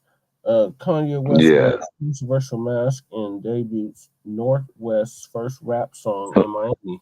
So him and his daughter did a song on stage. They had a performance out in Miami as well, and all these antics while he was in Miami. So here we go. Right. This is from Hip Hop DX. Shout out to them. They give you all the hip hop news. All right, so here we All go. right. Is it muted? Yeah, it's muted. Mm-hmm. Amy's Winwood KKK Mask debuts new song with daughter Northwest. Hey, what's up? I'm A-Dub, and check this out. So Coonye West and Ty Dolla $ign debuted their collaborative project Vultures at an outdoor rave at Miami's Winwood Marketplace in the early hours of Tuesday morning, December 12th, which was also live streamed online. That's him right there with the damn Klan mask on. Like, goddamn fool. Like, really, dude? Like, what the fuck? So he's in an all-black KKK mask hood performing with another artist, and he's up there with his daughter, too. So here we go. Towards the end of the performance, Ye appeared on stage wearing a black version of the hood famously worn by members of the white supremacist group, the Ku Klux Klan. The pointy black mask previously appeared in his animated black skinhead music video from 2013's Yeezus. It serves as Coonye West's latest racially provocative stunt following the White Lives Matter shirt he wore in 2022. Yeah. Anti-Semitic and pro-ADOS comments. Even his recent single Vultures has been condemned by Jewish groups for his allegedly anti-Semitic lyrics, notably the line, "How am I anti-Semitic? I just effed a Jewish bitch." Kanye and Ty Dolla $ign were joined on stage in Miami by Offset, Lil Durk, Chris Brown, Kodak Black, Freddie Gibbs, and West's daughter North. Playboi Carti was also supposed to attend, but was running late, according to Kanye. The pair premiered a number of songs from Vultures, including collaborations with Nicki Minaj, Body, Lil Baby, and Charlie Wilson, Everybody, which samples the Backstreet Boys, Young Thug, River, Freddie Gibbs, Back to Me, and Kodak Black and Bad Bunny. Kanye even unveiled his first ever musical collaboration with his 10-year-old daughter North, with the song also featuring vocals from James Blake, who he's reportedly making a separate album with. That's him on stage with his daughter.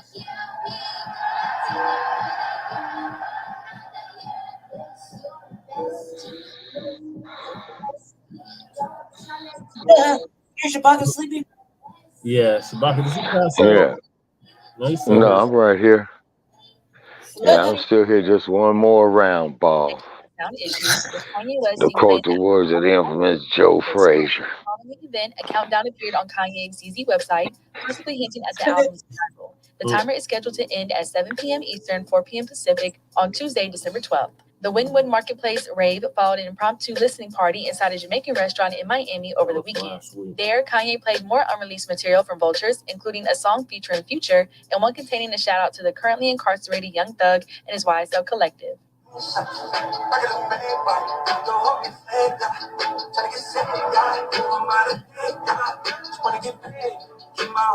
Ty Dolla $ign recently shared a handwritten track list for the 18-song album, while its cover art surfaced online earlier this week. An official release date has yet to be announced. But what do you think about Kanye West wearing a black KKK mask? Let us know your thoughts in the comment section below. Wow. Subscribe button and notification bell to stay up to date on all of our new videos. And as always, make sure to keep it all the way locked to Hip Hop PX. Okay. It said it gets worse. So he does that shit, and then after he does that, Right. he does this. Then he goes out there and takes a picture in the black KKK uniform. Yeah. And then after he does all of that, he goes on a Wow. rant on IG. And here it is. Y'all here with no Instagram, nobody living, nobody at, and I don't want to hear shit from none of these Jewish niggas talk about, oh, he's in an episode. Harley Pasnick follow me to the fucking hotel. The nigga killed Aaron Carter, and now they acting like they won't kill create a Backstreet Boy sample. You get what I'm saying? Harley Pasnick Pusher, your trainer. Harley Pasnick, Jay-Z. You get what I'm saying?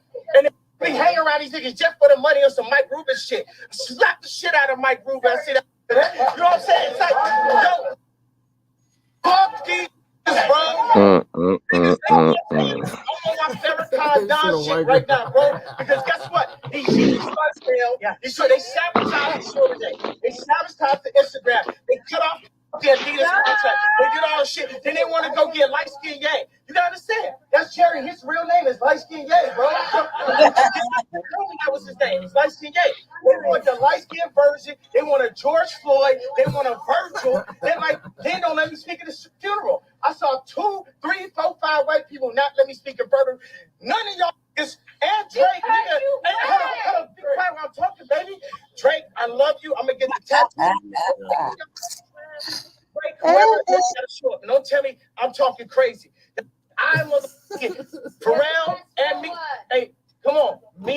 Pharrell, we broke down this door. We all in this shit together. We all in this shit together. We all dealing with a lot of. When he got in there, he already get mad because they're like, gotta be on his side. It's too late now, cuz. And none of y'all entertained niggas ever said nothing. Well, this when is I all was paid praying staff. to see my kids, one of the last days, what's my kid that got fucking locked up for the mega seller shit? Oh, okay, look. So Tory Lanez called me. We were saying prayers. We were saying prayers on the phone together. And I prayed. Y'all saw that shit. And y'all saw when I couldn't see my kids, when I couldn't see Chicago too. All you kids on Instagram got some shit to say. You saw this shit. Don't tell me about my fucking political opinion. I made more money to show you that money ain't nothing. It's our money, nigga. It's our country. It's not stolen from the pyramids, nigga. It's pyramids in St. Louis, nigga, Missouri. They stole it. All this shit. America just the latest bitch that been ran through so many times. Master Musa hit her. We had it. The Indians and shit. The motherfucking pilgrims. It's the truth because they dress the same. It's the same shit. That's the story. They put us in the school. The Rothschilds. I know Jay-Z back here like they go down there. I've been here for a year. They can't touch me. Why? Because God covered me. He covered me. And guess what, Trump? We ain't giving you the support. Unless you get Larry out. Unless you get Jeff out. You understand what I'm saying? Because y'all politicians think y'all gonna just get our shit right. All of a sudden, because you got a mugshot, you with us now? No, what you gonna do for us? What they gonna do for us? Y'all niggas done voted Democrat all these motherfucking times. Yeah, that's what I said. That's what I was really mad. Maybe he got hit with resurrection of the mental dead. That's why I just met with NBA. It sounds like he got hit with maybe he read our hashtag resurrection of the mental dead. 50% of our deaths is abortion. 25% of us go to prison. Raise one hand if you don't know one in prison, one nigga got locked up, one nigga poor. Raise your hand if you don't know one person got abortion.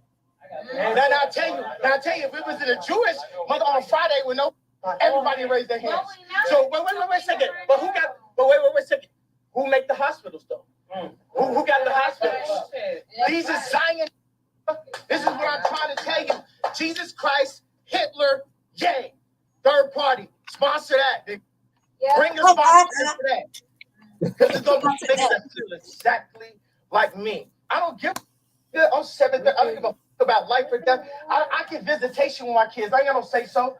Walk around like look like soccer players. Don't even know they dad. They see me come play one on nobody. They'll feel me, but they trying to program them. The head of Louis Vuitton, Bernard Arnault, fuck you. Alexander Arnault, fuck you. Francois Pinault, fuck you. Timna, fuck you. Balenciaga, Cedric. By the easy cuts. Yeah, and Peters. All these niggas is like, it's still wearing Adidas. Nigga, don't say me shit. I'm by myself in this motherfucking room. Everybody shut up. Damn, Joe, this man crazy. Yeah. Niggas with me, I'm by fucking self. Because ain't none of you stand up for me. And nobody stop. Shut up. Be quiet before you get exiled. That's what I'm saying is, nobody with me. Everybody here, half the motherfuckers on a check. Half the motherfuckers just here like, ha, laughing at jokes, laughing at the raps and shit. Then I made these beats in my mama's basement. I drew these motherfucking shoes since I was in 7th grade. Because when I asked step up now, one nigga stepped up. Yeah. You know what I'm saying? That's what I'm saying. None of the fake niggas, Mav Carter sold me out. You know what I'm saying? Nobody fucking said y'all saw me and see my kids. All y'all rich niggas got y'all kids in that Zion school. See Eric Kenyon. My daughter ripped up the motherfucking couches in the house to be able to be with me right now. Y'all don't know what's going on, for real. Where y'all TikToking and all that shit. Y'all put up with all that shit. I don't give a I'm in Pop. I'm in Vegas. Like Pop, my daughter had the Tupac fucking t-shirt. So I'm saying, witness this shit. Visit this shit. But I don't believe nobody but me. I don't y'all gotta say we with you. You're not with me. No one's with me because no one's really with me. It's just me and God. That's what I'm saying. And I'm still alive. Let's go. And I'm still alive. You ain't post. You ain't post. But I couldn't see my kids. You ain't post. Y'all ain't stopped the Adidas shit. Niggas let Adidas crash the whole time. Y'all know I did. Wait a second. I put up one tweet, and then Ari Emanuel put, "Oh, we got to drop this," and all is just watch.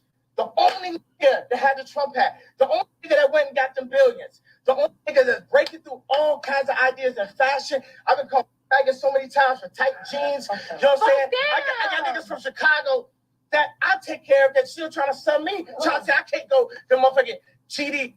Nigga, y'all been way bigger folks than you, nigga. You niggas don't take care of me. Right now, your thing is between you and God. Who do you think the old man called? We'll put Drake on. We put Drake on stage. Who the old man?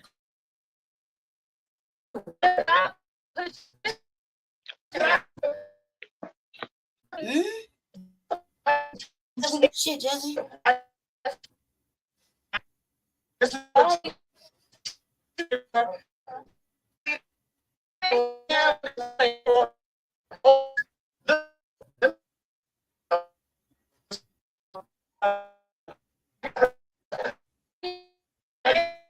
Jesse, restart the world. And under that, Yeah, so far I ain't hearing nothing over here. Groups that control all your shit. Black Rock, Vanguard. After that, you can't hear us about that? Yeah, Trump. Yeah, Okay. Yeah, it came back in. Now, where did Jesse go? He'll be right back. He'll come right back in. Okay.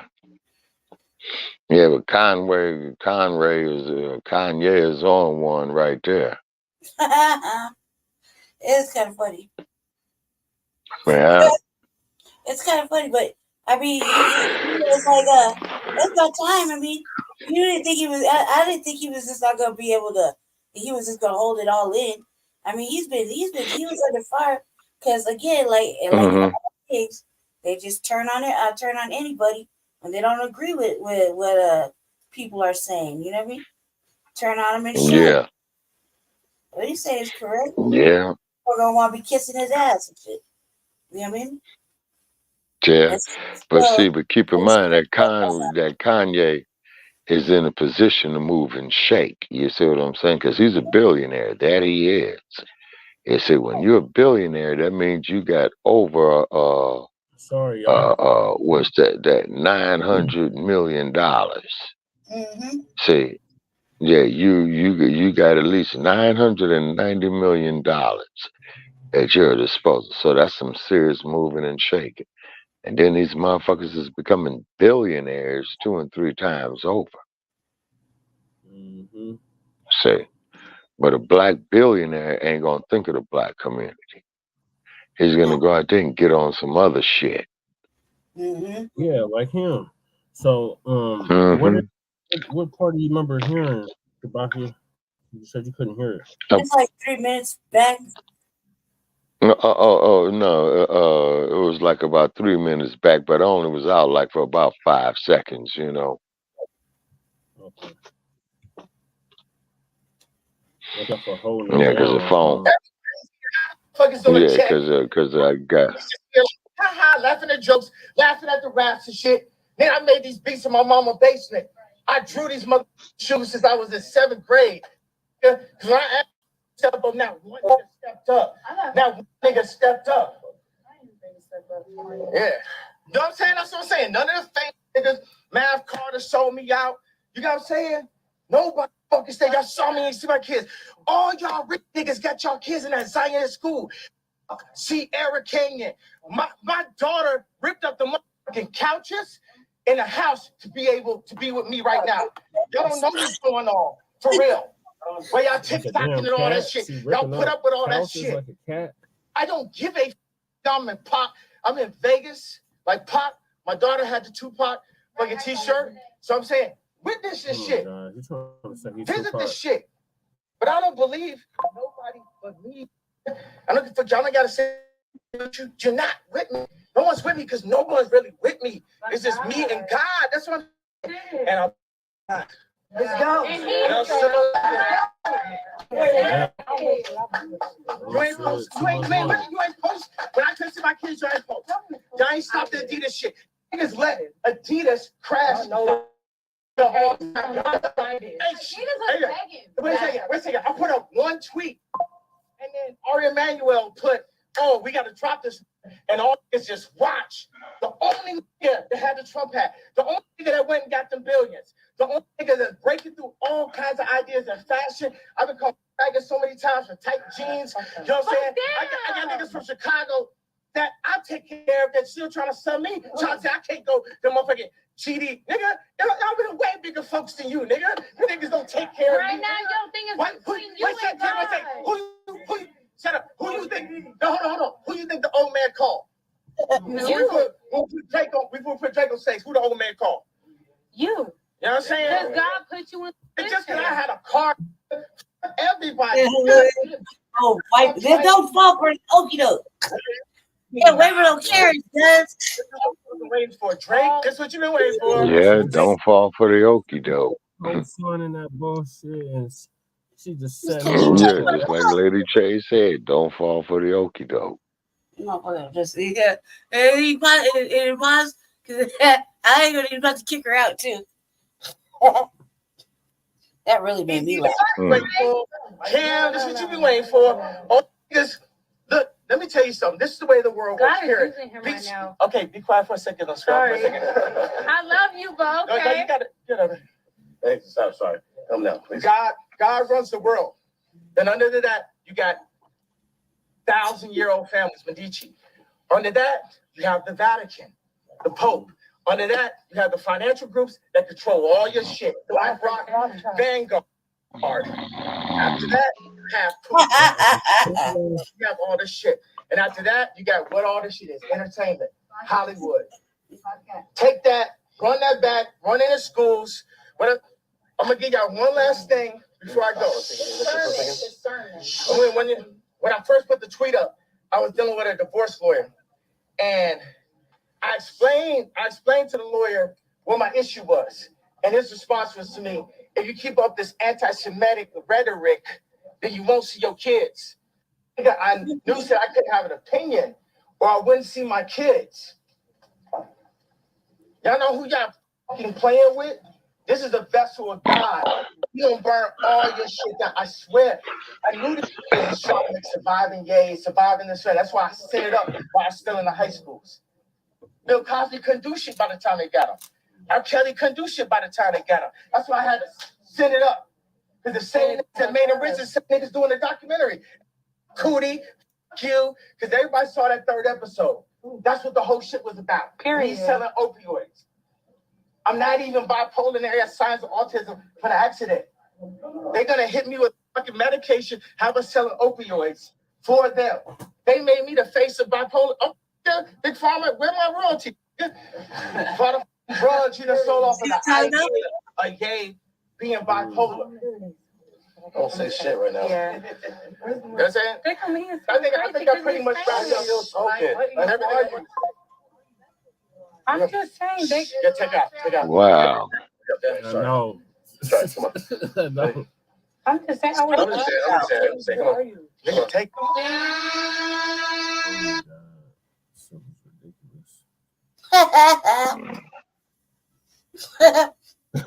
It was ridiculous. All right, let's get Shabaka starts before Mr. Sandman finally knocks him out for the count. Yeah, man. I think we're throwing in a towel, man, for right now. But thanks for having me. We're signing off from Sin City, keep up the work. Definitely follow, like, and subscribe Front Line Blacc News. Like and subscribe Shabaka's Black Experience, enhance our blog talk radio. Like and subscribe to Revolutionary Agenda. And for all you other content creators out there, hey, we don't mind sharing your material on our platform a little bit, but please reciprocate with us. We would appreciate the same respect. All right, Lady J and Brother Chael, guys, to see you all tomorrow when I wake up, God willing. Okay, Shabaka. Have a good night. All right. Tomorrow You too. All right. Hence, season 7, episode 4. Oh, yeah. Man.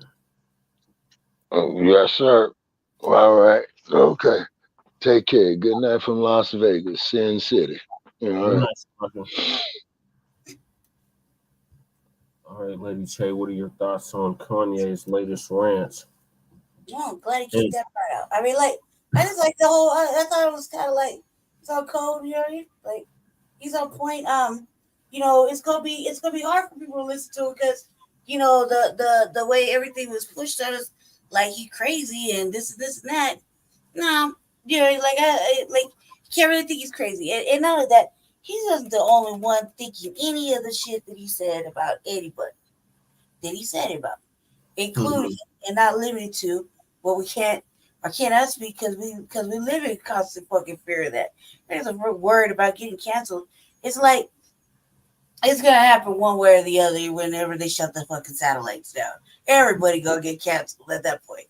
You know what I mean? But it's like it's just there is a fear, and it's a fear that they whoever faces motherfucking bills of the world put in us. You know what I mean? They gotta sit like that, and then don't say that, and then all these platforms are like they're really quick to censor and do all that, and everybody's just like, well, they get upset. You can't get upset when you're black and you know that we don't own none of these fucking spots that we are on unless you're running your own black platforms to do that on. Most of the stuff has white people behind them or Asian people behind them or Indian people behind them, so it's just kind of hard. It's a design for us to continuously not be able to make it hard so you can't get your bread up to get liquid to do that. You make it hard, and then we only are hard on ourselves and hard to each other. So it's just a fucking ugly ass cycle back and forth, and that's why we never can really get to where we're supposed to go with the bread we're supposed to have when we're supposed to have it, because it's always something. And then once you get on there, you can't necessarily be able to hold your audience, because the people who do have a large audience, a large following for whatever reason, for however long, it is like magical to me how they got to do it, because the way a lot of them are paying for subs, like Roly Poly Martin. Yeah, they're like that too. That too, even on YouTube, they got like promotional things where you pay like certain amount, and then they'll generate all of a sudden 50, 60 views or 200 views or 10,000 views or all it often over the month. It's like, how the fuck is that possible? Like, why is that possible? So just doing the little legitimate work us, for example, I'll give you a perfect example. Who's been doing real work, right? It's been a slow buildup of their own channels, right? Look at our brother Black Light. Yeah, for fucking forever to get to the amount of subs he has, right, and views that he gets, and it's not without constant fucking mentioning, hey, we got so many here, can we get this up there, or whatever. Just that's the decent work. He's not paying for the motherfucking algorithm to jump 10,000 people, right? You know what I mean? So, and like for example, when you just do your job, just do your work, and fuck it. It'll happen when it's meant to happen. But when it does happen and you're black, you got to know that it's going to come with another set of fucking black dangers and black taxes and fucking fees to your soul. You know what I mean? This is another thing that they just want to eat you up and spit you the fuck out when they're ready, and then go on to the next thing, and the next thing ain't never gonna be not a conscious or not hype, not what I mean. It's just some old bullshit. So yeah, That's how I feel about it. I liked it. I thought it was good. I was glad to kick that bitch out too. I was glad because she just, like she wouldn't stop, and that's what they were motherfucking trying to get their point out. They don't want to be interrupted, and then they lose track of their thought, and they just try to hurry up and get that 10-minute rant out. The 10-minute rant turned to 20-minute rant and a fucking punishment. Yeah. Sit outside, like you're doing too much, and she said the N word. I caught it. Oh, she said it? She did say it. You know what I mean? I'm like, fuck it. I got my pen and paper. Like, I just check it violation. And she did say it. I heard her say it. She said it. There's a whole white bitch. She said it. So I was just saying, like, I thought that was kind of funny to myself, and I had to point that out. So yeah, that's all I gotta say. I liked it. I think that. I also want to say this one thing. Nicki Minaj didn't want to fuck with him this time because I guess he wanted her to edit or change her song a few years back with the song he put out. I guess he wanted to change it, make it more like church like, because it's a church thing, and she didn't want to do it. I guess she didn't want to do it. They couldn't get on the right page, and I guess when it came time again, he had asked her, and she said no. She wasn't fucking with it. And I think that at that same time, it's like this: no good deed goes undone. No favors. There isn't really a time like when a motherfucker does a favor for you, just know there isn't really a time frame on this favor. At any given point, a motherfucker might want their favor back. You know what I mean? So there's not really a time limit on that. And then, two, if somebody does something for you, it is a good thing to kind of like act in kindness. Yeah. Turn when it does happen. You never know. It doesn't always have to be like months away. It could be like fucking years away, and a motherfucker might need you then. And just tap back in. It's not wrong to do right by the people that did right by you in your time of need. Just saying. That goes for every area of human activity. Go ahead, Jesse. I'm done. Okay. Yeah. So like I said, a broken clock is right twice a day. The stuff about who runs what and controls what, that part was true. All this other stuff he was on, it was just like, man. You're right, though. I mean, they should pay residuals. Anytime the fucking people tokenize you for shit, like when they're clowning you, they dragging you on the internet, they're basically tokenizing you, making you the poster child of said whatever, right? So yeah, they should come out of pocket. Just add that to the list of reparations. Cut that check. Everything that they do, just keep adding it to your list of shit that needs retribution. Really, seriously, because that shit can't go unchecked. They used you, they humiliated you, they slandered you, whatever it is. Yeah, go ahead and make that right, and everything's made right, lady, by money. Fucking apology. You can't apologize for destroying a motherfucker's life because they have different views. I mean, that's why the fucking internet's out there. It has nothing but millions of fucking different fucking views for you to follow. Yep. We're not on one page, evidently, and you can't force us to get on this propaganda. There's obviously some bullshit. Yeah. All right, Lady Chet. Well, moving right along, we got Charleston White got whooped at the comedy show, and now he just got arrested for aggravated assault and weapons charges.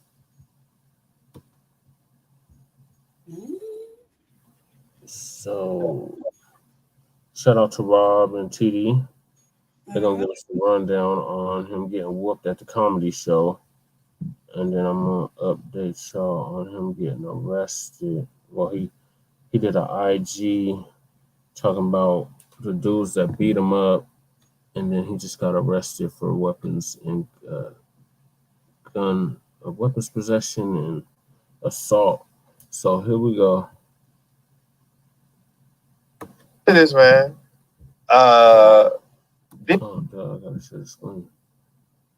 We can go once I share the screen.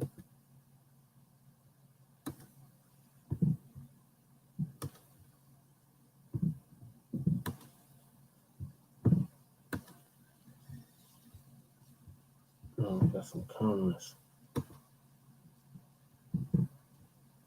Oh, yeah.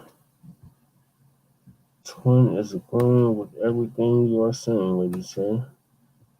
Mm-hmm. Oh, thanks, Twin.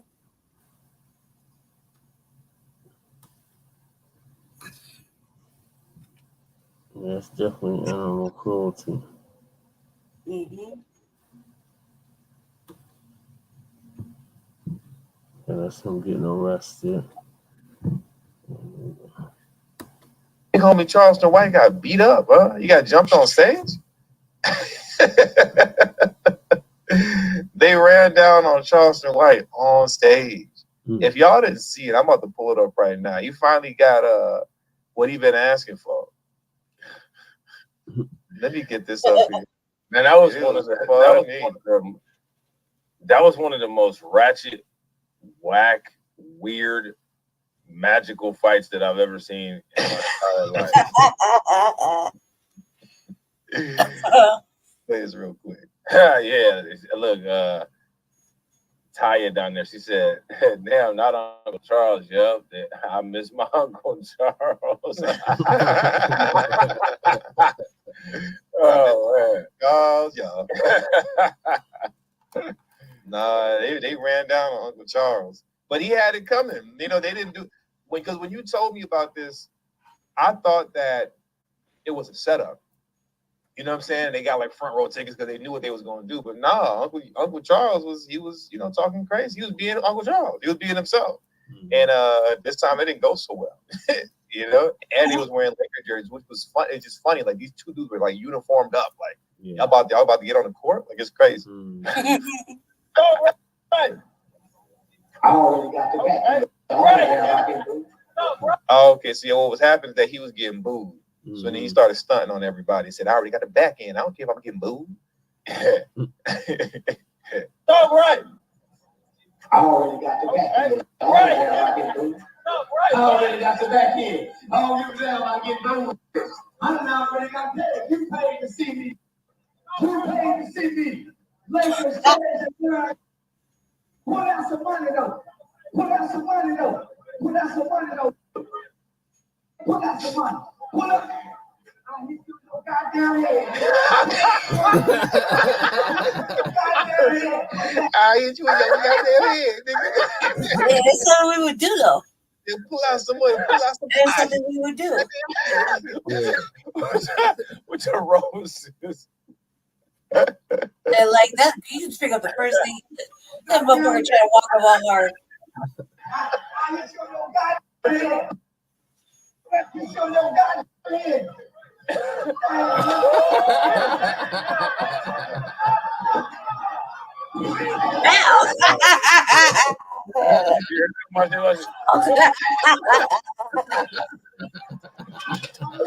Hey, for effort though. He trying to pick that shit up. It was like one after another. I was like, why do they have all these props right here? Right.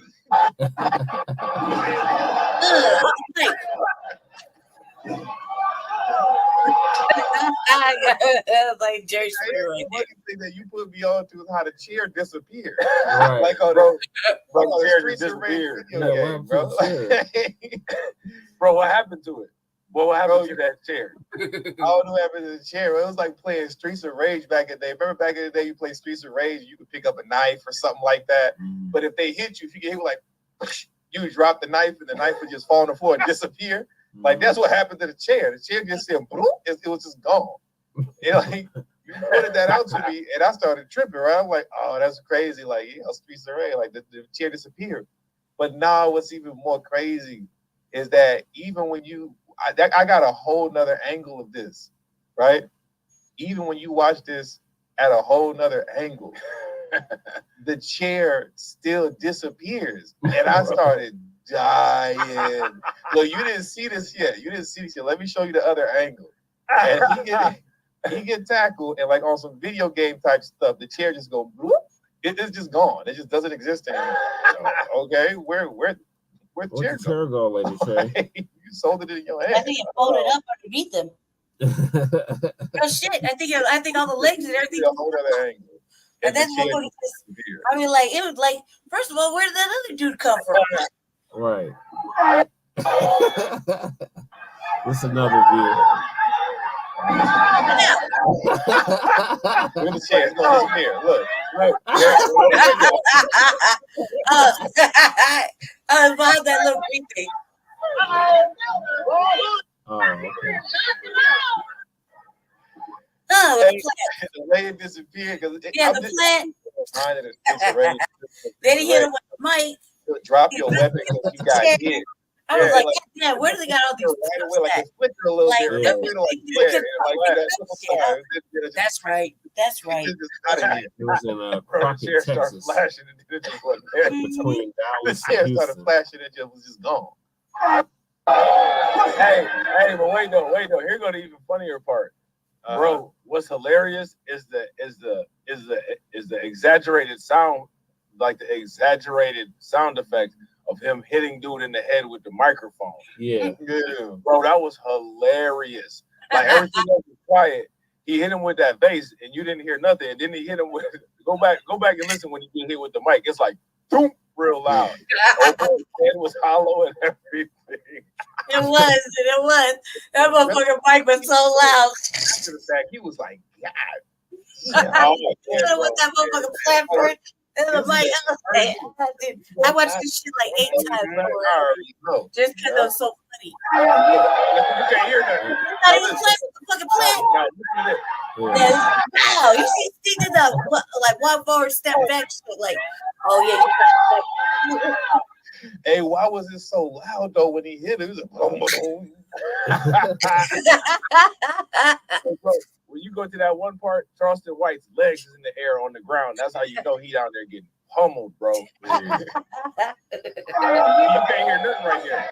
It was quiet. Hit it with the bass. Quiet. Nothing. Then get hit with the mic. Watch this.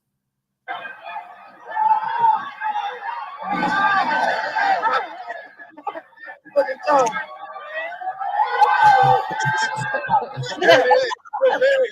Crazy Larry. His little feet kicking there. His little feet. They're gonna beat him out his trousers. Let's go get your boy. Bro, that's you heard that? I heard somebody you say hear that at the very end? There was some chick that was scared. She said something like, "They got guns in here." Like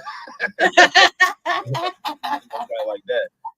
Well, bro, like what's hilarious? That is a true ratchet fight. Like ratchet fights start out at point A and end at point B. Like it just looked like a cartoon. Like you ever seen like when like it'll be like a bunch of cartoon animals fighting, and it's just like a dust cloud with like arms and legs coming out of it, and it's just like a dust cloud and they're fighting, and it's just arms and legs coming out of the dust cloud. All over again. So the next one is the video of him that he did after he got beat up, trying to clown the dudes that jumped him at the comedy show. Did you hear what Charleston White had to say like after the fact? Did you hear what he had to say afterwards? No, what did he say? He won. But basically, you know how like a black guy or whatever, you know, as long as there's y'all like ain't did nothing.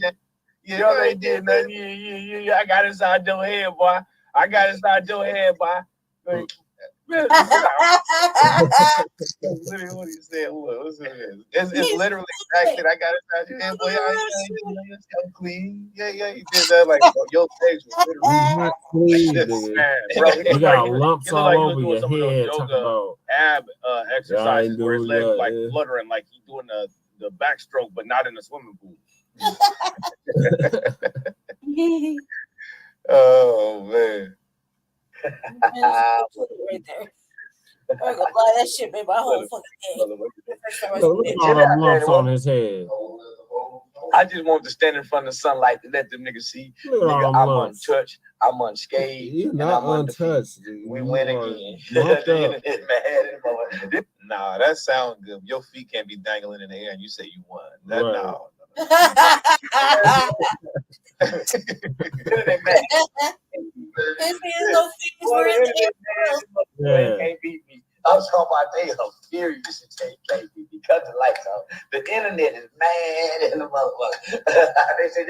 the morning, y'all. They said, this nigga's ain't go to bed tonight. See, his ass gonna get wait till in the morning. He gonna have lumps and knots on his head. Y'all just wait. I said, okay, just wait. Yeah, he got lumps and knots all over his head. Anyway, come on. Just wait in the morning. Just wait. I'm I'm like, why you just got a straight tan line though? Let's talk about that. I'll move at all. Stupid. He balding on the top. Yeah, but he couldn't really see, like, he fronting right here. Because the way that he doing it, he bobbing and weaving in a three-dimensional way, bro. You only had two ways that you could have bobbed. You only had two ways that you could have bobbed and weaved because you didn't have that back part that you could go to because you was on the ground. Right. Man, you had bobbing and weaving nothing when you lying face back on gapping like crazy. So he had to go like left to right like this if he was bobbing and weaving like what he's saying he was because he couldn't bob and weave to the side because the ground was behind him. Right. Now, if he was standing up, if they hadn't tackled him and took him down, you know what I'm saying? If he had some takedown defense, you know what I'm saying? But he ain't had no takedown defense. He got rushed, bro. Like he got tackled. Like he got tackled like the defensive line failed him. He actually talked about that. He actually said that on this video because I actually watched this video. Like I watched it, but he actually say that. He said somebody to send my man a contract. Like he actually gave him credit for tackle. Not for getting jumped, but he was like, for the tackle, nah, I give it to you. Right. Like Adam Sandler on Waterboy. Don't hey nigga. That nigga was a mean tackle. I'm not bullshit. They need to give that nigga credit for whatever last football team he played for. That nigga need credit for that motherfucker sack. That nigga did a hell of a motherfucker sack. They just knew I was gonna wake up this morning. They just knew I got tackled, and when I got on the ground, I went to getting done like niggas do when they get done on the ground. Kicked in the head, kicked in the mouth, punched on some more. They just knew that it happened. They thought that nigga who ran over there to try to swing, they didn't know Dewberry knocked his spine off. His head is funny as hell. And them niggas was especially with all those goddamn lumps on it. Nigga, I don't want to play football. Where my goddamn money go? I just dropped my back end. Exactly, he got a knot right on his goddamn forehead. I'm the only nigga at the bottom of the pile thinking about recover the fumble. Get the fumble. Just fall the ball.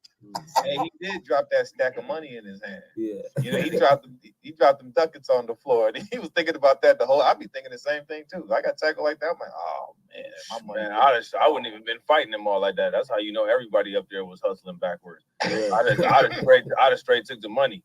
Right. Get the money, man. You know, I don't that money back. And I'd have been like, man, you see this? You ain't getting that money back. You better go ahead and tell some more jokes and hope you get more on the front end. Right. Right, Rob. That part.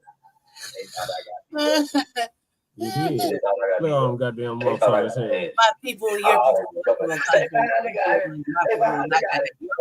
you wake up in the morning, he gonna look like Winnie Lump Lump. You do. Now he gonna look like that's exactly what you look like that. I look like your daddy, cuz it's all right.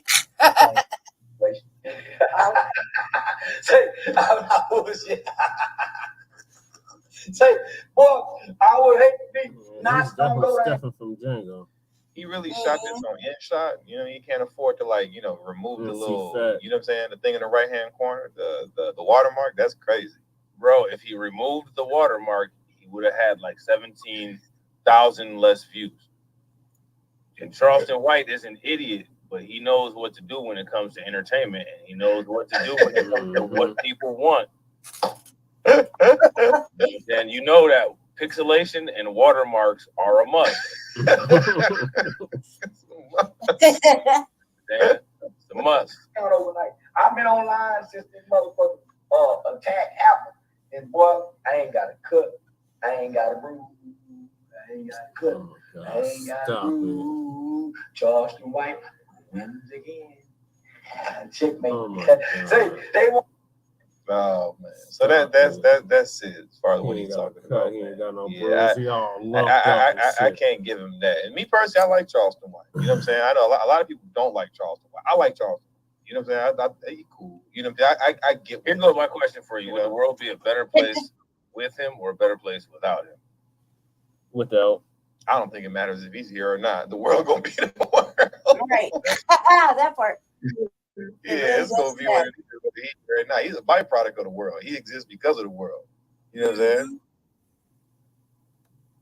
Yep. All right. Thank you, Now, TD and Rob, for that awesome commentary on Charleston White getting jumped, and then Lion talking about ain't nobody touch me, and we can clearly see from the video he got F'd all the way up. All right, Lady Che, what are your thoughts on that? I had the same thoughts that they had. I had the same thoughts they had. I was thinking the same things. I watched this shit like at least 8 times, man. That shit made my whole day. I don't think I ever laughed so much. Just watch his little feet, man. He threw the player like this, like the motherfucker on the floor thought he was playing. And he thought he was playing, yeah. So, in result of this, keep all these props up here. These stages are dangerous. I don't know if this is for the same thing or something else, but now he's been arrested on aggravated assault with a deadly weapon and animal cruelty charges. It's from Urban Politics. Shout out to Urban Politics. Yo, it's Big Ant, the spokesman, man. We back. Another edition of Urban Politicians TV, UPTV. Make sure you stay on your pivot at all times, man. Had to come tap in as it broke into the news all up and down the timeline and everywhere that Charleston White has now been arrested on 3 charges. One being animal cruelty for a non-livestock animal, and then 2 aggravated assaults with a deadly weapon in San Terry County. And I was skeptical at first. I was like, I'm going to let's see how everything play out. Wait till some more confirmation come. But then once I saw Say Cheese posted, I know that they have a direct relationship. And people was already looking it up online. You know, the internet is going to internet. Certain people, they going to get up in the databases, get to looking and searching and finding out all the information like detectives. That's just how the game is going to go. Charleston White being one of the most polarizing, disrespectful, entertaining, whatever you want to call it. Whatever your purpose is of looking at it, he most definitely is a part of the rap and hip-hop independent media space. But we seen what happened last week as it was a situation that went down out in Crockett, Texas on stage for his comedy show. 2 dudes got on stage, got up on him. That turned into something real serious and almost went all the way left. Bounced back from that, did a few interviews about it, and now he is actually arrested. And I'm going to tell y'all like this, bro. Everybody gonna have different opinions about everything amongst the going on in the earth. That's just what it is. But it ain't never cool to me, bro, to be getting locked up for some avoidable stuff that don't pertain to you out here getting no money, you out here take care of your business or provide things for your family, or something that could have been avoidable. Arguments at concerts, shows, and things of that nature, or you just having a crash out moment. But he's innocent until proven guilty, whatever these charges is right here. And I'll keep y'all updated as more details come out. Right now, he in Terry County Jail from what the reports are saying, and that is in Fort Worth, where he is from. We'll keep y'all updated on everything, man. Tell me what y'all think. We got more videos all in 1,000 for shit show. Stay on your pivot. Yeah. I swear to God, you motherfucking I'm gonna get a fucking big cat in here. Or an owl. Ha! Man, you know what? I'm gonna go get me an owl. If a fucking little mice, little mices wouldn't have a fucking prayer in the world. Fucking Falcon come out the closet. Are we saying, can you imagine motherfucking Harry Potter owl sitting on that thing in my room right here? They hangs up on the clothes. Right, like, ooh, ooh, ooh, ooh. That would be funny. I'll go find the day.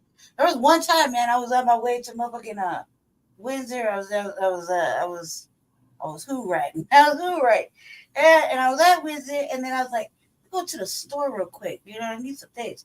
So I was gonna go right up to the Safeway, right? And as I'm riding and going down these back roads, one back road, right? And I swear, something caught. You know, like me with the motherfucking with the peripheral vision, right? Yeah. I got like excellent at night vision for some reason sometimes. And I was like, something caught my eye and it was on the road. And I was like, I was speeding, listening to rap music, speeding, right? Down this motherfucking road. And I was like, nobody's there. It's like, all I felt was like the car was floating and, you know, dusty ass roads, dusty and shit. It was like a whole movie scene to me. And in my mind, I was listening to some music and I thought I was driving like I was in the movie, right? I was like, caught my eye and I was like maybe 200 feet. I stopped the car. I was like, backed it up, drove back. I was like, I saw it in as I was like, that's a fucking owl. That's what I saw. Peripherally, that's what I thought as I was smashing down the road, right? And when I stopped, I was like, let me go get that. Right? Like, because it might have fell somewhere, you know? Motherfucker ran down. I was like, I'm going to go help that. So I was like, I reversed all the way back 200 feet. Nobody was on the road. It's late. It was like 8 o'clock. So I was like, I get up there. And now I went on this motherfucking like hike.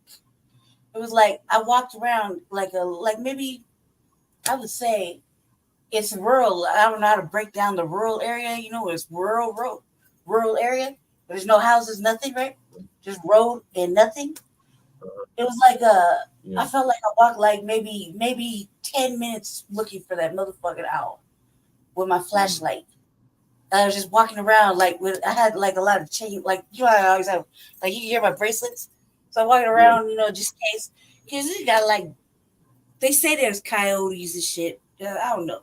There are motherfuckers with guns and stuff out there. So, and wild dogs once in a while. So I'm just like, listen, I'm looking for this motherfucker. Like, come on, please, man. I need a Harry Potter owl. I need a fucking Harry Potter owl. That shit was I never found him. I was like, damn, and I drove back like another fucking 300 feet just in case I missed it. And just kept, I was like, nah, I'm going Safeway. We're back Safeway, drove back. I was like, man, I missed my opportunity. I felt like, you know, like, I know I seen it. You know what I mean? I know I seen it. But I missed it. I couldn't find him after that. I was like, damn, that would be tight in there. Yeah, they're nocturnal too. Yeah, fuckers be asleep. They'll be up, but they'll be sleeping during the day like me. Like, I like to sleep during the day. Can you imagine though? Late at night, ooh, and you're walking around with their motherfucking reflective ass eyes at night on the little purchase thing, the little things I have all over the house, like the one in the living room.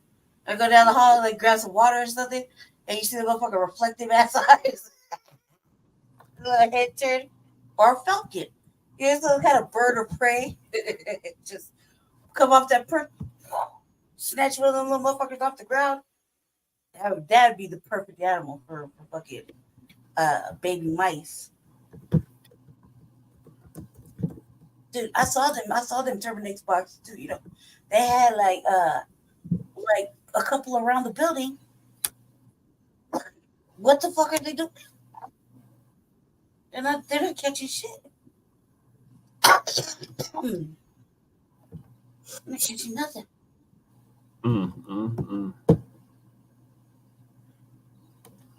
They're not doing shit about it here either. I said that Cole Chandler motherfucker need to be fired with a quickness. Oh, so yeah, that's a perfect segue to our last two topics of the night. Thank y'all for staying out late with us. So we're down to our Unhoused. Oh, so getting to Charleston White. Oh, man, you play stupid games, you win stupid prizes. Man, I hate to see any black man go to jail or be charged for some shit. This dude, he literally had it coming. So, based off the stuff he be saying online or whatever. So, That's why he went to jail? I don't know if it was around that, but I was just saying like something, the stuff he was doing or saying, you know, there was gonna be consequences for that. I think he went to this happened outside of Houston, this town called Crockett, and he thought shit was sweet, and it wasn't. He got hands and feet put on. Oh man, we should have a video for that. Are you gonna show it?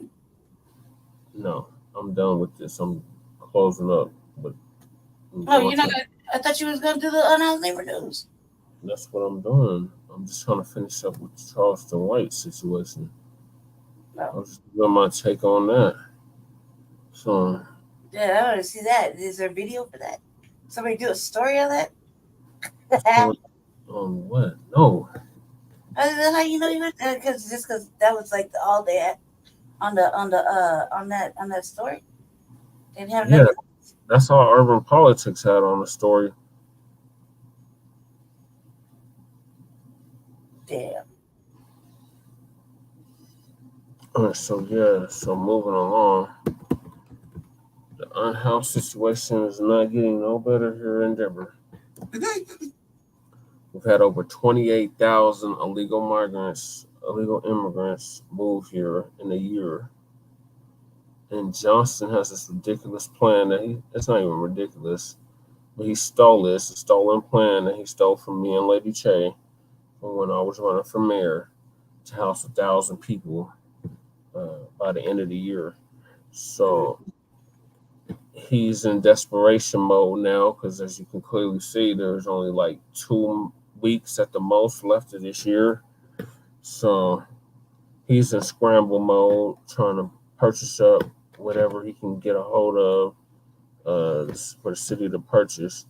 So the latest stunt is this Embassy Suites hotel in Southeast Denver, in the tech center, or close to the tech center area over by TJ. They just purchased this shelter, and it's supposed to be for families. But when they first brought that out, they were talking about it was going to be for families and the LGBTQ community. So I didn't hear no mention of that part tonight at the city council meeting. Right. They did bringing up the fact that it was for families. And it's trying to be very vague and ambiguous. Mm-hmm. They're like a Cole Chandler's trying to do this whole little slide out, like, make sure you mention it. This could be families. What families? And I have this whole little thing about that. Like, you don't do that for Denver right families. Denver right families get separated. They get put in the system. They are a 10-year wait for housing. They only can go to like 3 spots. They got to do all these hoops and loops. It's never enough. You can't even prove them. Take like 3 years to get housed. Like, that's fuck shit. Like, you out there with your family sleeping in a car or something, you'll get 2 or 3 days in a hotel. And that's after you jump through hoops and loops, going all the way to the shelter, sitting there, making an appointment, telling them your story. If they probably feel like it, they might blush. If they feel like it. Yeah, so Johnson is right. Yeah, that's facts. Johnson is running with this nonsense about he want to house 1,000 people by the end of the year. He's like at 500 and something. He claims that after this purchase that he'll be at his goal, which is not factoring in the 28,000 illegal migrants that have moved in the past. Yeah, that's so slick shit. Yeah. Go, Jesse. I'm sorry. I apologize. And they got some more micro communities, he's dubbing them, the safe outdoor camps that are coming on board. I think the dashboard said he's about at 500 and something people house.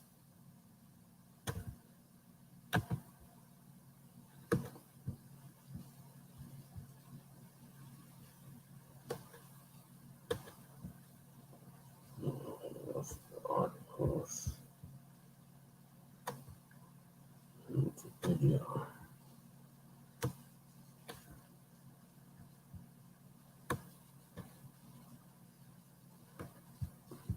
Lady Che, did you go on mute? Oh, okay. No, I'm right here. So you can see Fox 31.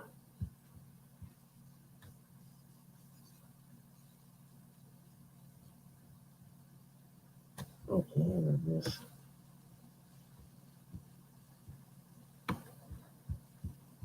And we start with the Denver City Council giving the green light to a plan to turn another hotel into a shelter for homeless families. It could happen before the end of the year. This is now happening at the Embassy Suites. It's right here on Hampton Avenue on the east side. The decision controversial for many of the people living nearby. Fox 21's Nicole Fierro joining us live with that decision and the serious debate around it. Nicole. Yeah, been 3 hours of questions, concerns, and debate all on this one topic before council unanimously approved it tonight after 8:30. $30.9 million to rent and then buy this hotel on Hampton Avenue to house homeless families with $39.9 million is a lot of motherfucking money for these motherfuckers to get out. many voicing support, We as good neighbors should be there to lend a helping hand. concerns, Public input on this project was Saturday, 2 days ago. This is being shoved down our throats, and questions about the money, logistics around it. I am concerned about the previous offer for 21 million changed to 31 million overnight. The hotel cost $21 million to purchase, but city officials say the plans to lease it until March at $825,000 a month, so another 2.4 or so million. The additional over $6 million is in case the sale goes through or extra months of leasing is needed. Another concern of rushing 200 families in all at once. I asked that the city have a phased approach to the new family shelter. The city says the shelters will allow 60 families and 90 kids under the age of 5 to move in off the streets right away, with room for up to 200 families long term. That will be phased in. They confirmed tonight the shelter will be just for families. Will you and the administration be willing to put that in writing? Yes, sir. The police chief weighing in too. I think that this is the right solution and one that will allow us greater capacity. They also say the family shelter is designed to support 24/7 information residents wish they were given earlier. We, as the community, had no time to have a say in what happens. So families could be moving in. December 28th is the target date to have them start moving. And also the council member, Amanda Sawyer, she did say that that lack of transparency, that concern brought up, is valid, and she plans to hold the administration accountable. Reporting live here in Denver, Nicole Fierro, Fox 31. All right, Nicole, thank you. Yeah. Family and fellow soldiers, I'm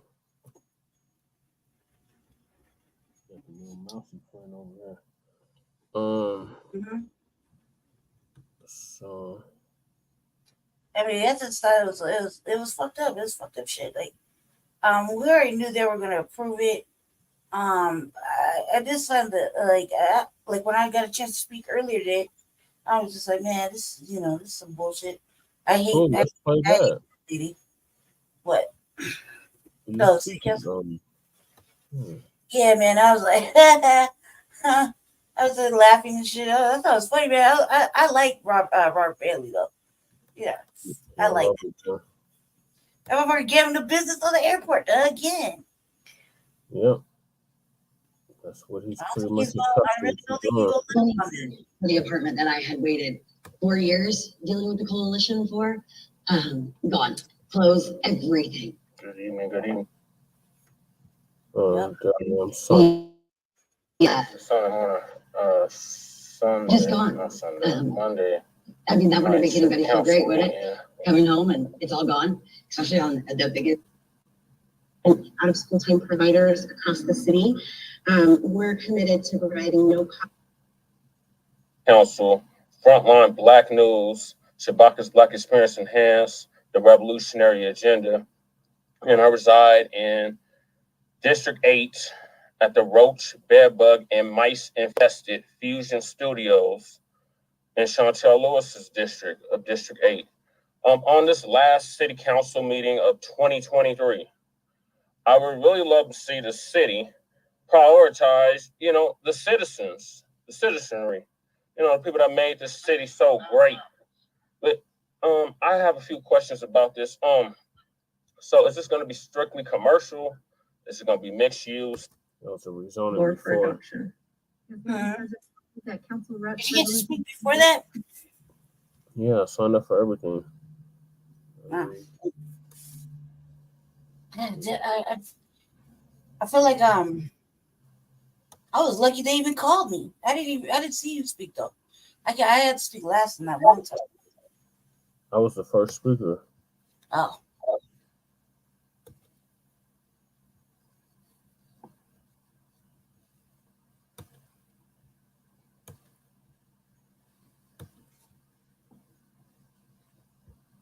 And everyone is just as human as everyone else. Oh Lord, stop it, That is why we built in a little more room in there. But the actual plan is to go ahead and release through March, assuming council has approved everything. We close at the end of March. That means we paid $21 million for the acquisition, and I'm going from memory, but I believe it's $2.475 million for the rent for 3 months, and that would be it in totality. The current owner will continue to provide the operations support of the facility, so they will still have staff there to help us through this transition. And with that, thank you so much. We have, I believe, 49 individuals signed up to speak this evening. 49 people, and they put me first. So either I was the first one to sign up, or the previous hearings where I would swoop the fuck off on them. Is that let's get him out of here first. That closed it out. But my bullshit, yes. Not get to everyone. This is a 30-minute courtesy hearing. It's not a required hearing. We will try to get through as many we can in a 30-minute period of time, alternating between those who have signed up in chambers and those who have signed up virtually. In advance, I have 49 total, 33 support, 16 against. We will start on Zoom with Jesse Paris. Oh, thank you for making me priority tonight. Yes, my name is Jesse LaShawn Paris, and I represent the Black Star Action Movement for Self-Defense, Action Movement for Social Change, as well as the Unity Party of Colorado, the East Denver Residents Council, I was president, I would probably laugh like that. Front Line Blacc News, Shabaka's Black Experience Enhanced, the Revolutionary Agenda, and I reside at the Roach, Bedbug, and Mice-infested, CCH-owned Fusion Studios in Chantel Lewis's district of District 8. So I'm in support of this because as we've had a crisis before COVID, we had a crisis before the migrants arrived, and we still have a crisis now. We have a housing crisis. We've had it for over a decade, and it has not been prioritized at all. So any opportunity the city takes to try to alleviate that, I'm in support of. My question is, I just don't want it to turn into another Fusion Studios or another Best Western or any of these other hotels and motels the city has acquired over the years. The upkeep is horrible. The management is horrible. The residents get treated horribly. So I would hate to see that happen with this property here. Now, we keep getting all this NIMBYism, not in my backyard. I don't want to see it in my backyard. Well, what do you want? People to just die? That's what it apparently appears to be, because we still have this urban camping ban still in effect. Nobody on this council, this new council, has proposed anything to repeal that or get rid of that by any stretch of the imagination. So as my elder and my my revolutionary father always says, the faces change, but the game remains the same. So this is big business, keeping people, you know, unhoused in this state of hopelessness, but you prioritize the migrants over our actual citizenry. So I have a few questions about this property in particular. So you said you're still looking for somebody to publicly finance this. So are you gonna like reach out to a community land trust? Are you gonna reach out to a service provider like CCH or Salvation Army or Jesus Saves or the Unsamaritan House or Catholic Charities? Have any of those entities been looked at, since you keep giving them millions of dollars every year for what? I don't know. We never see it, people that are clients of these services. So if you could please answer those questions, I would greatly appreciate it. I'm sure the people at home would appreciate it. Thank you and have a good night, and I'll see y'all next year. Thank you. We will transition to Oh chambers. God, Roads. Give them that work. Listening to fun, Lady Che. Was you before this Asian chick? Close, and the people who move that's the last one. The benefits of single government. I don't even know what everybody's saying. I was like right after Barbara Bailey. Create encampment over. Oh no, you missed your speaking time for this. Because they had called. No, I was on regular general comment. Okay, let me go back there.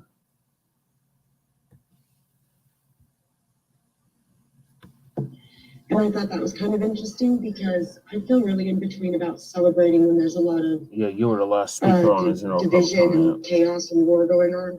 But there was this one. Or Bailey's the man. Good afternoon, good evening. Barbara Bailey had me rolling, dude. You really have to do better, and you can't just be shutting down people like this. Like, it's a terrible look for you, and you do it all right. Then this speech, that's like the lady, yeah. Really, messages. It's like you just shut them down right at Jamie Torres. Man, that would I would like to see that happen. Now, I just want to say a big shout out to Councilwoman Lewis. Even though they're setting you up for the big okey-doke of a failure later on, and have you just take all this on. We just want to tell you that we recognize you, and we are so thankful that you put your work out here for us, and you're really helping. Really helping, even though the city is just doing this to you, and eventually you'll see what it's just a setup for failure. And really want to let you know that we see it ahead of time, and just try not to let it happen to you. I just want to say this. What's good for the goose is good for the gander. We have a camping ban in Denver. And I know for a fact, being outside for 5 years, especially in the wintertime, the police are merciless. And they, the city is merciless. But not only that, but it's never been okay to take our residents, our actual Denverites, and threaten them with incarceration because they don't want to take what you're offering. What you're offering is temporary. What you're offering is a lie. And it's upsetting to the actual Denverites, especially Black Denverites, veterans, elders, handicapped, disabled. It's also the youth Denverites. It is upsetting. It is very upsetting to us that, as usual, as per normal, we are constantly stepped on, and the benign neglect is ridiculous. You expect us to just take whatever, or else you're going to incarcerate us, or else you're going to put us under some sort of medical, incarceration too. Basically, let's just sum that up. Whatever is you can hide, better it's out of sight, out of mind, right? Well, that's unfair. It's not right. I also want to say this: if the migrants could come here and spend 4 months on the road, the children and everything, what do you think they did in their own country? Right. But we feel so upset by them. So we must help them. Well, you haven't helped your city first, and we have a camping ban. So when it's good for us to be terrorized, then go ahead and handle business. We have a lot of people under that bridge. I'd like to see some input. Thank you. And Coach Chandler, Jet Fire. Thank you very much. That concludes our general public comment session. Yes. Our next session will be held on Tuesday, January 2nd. Sign up begins at 11 a.m.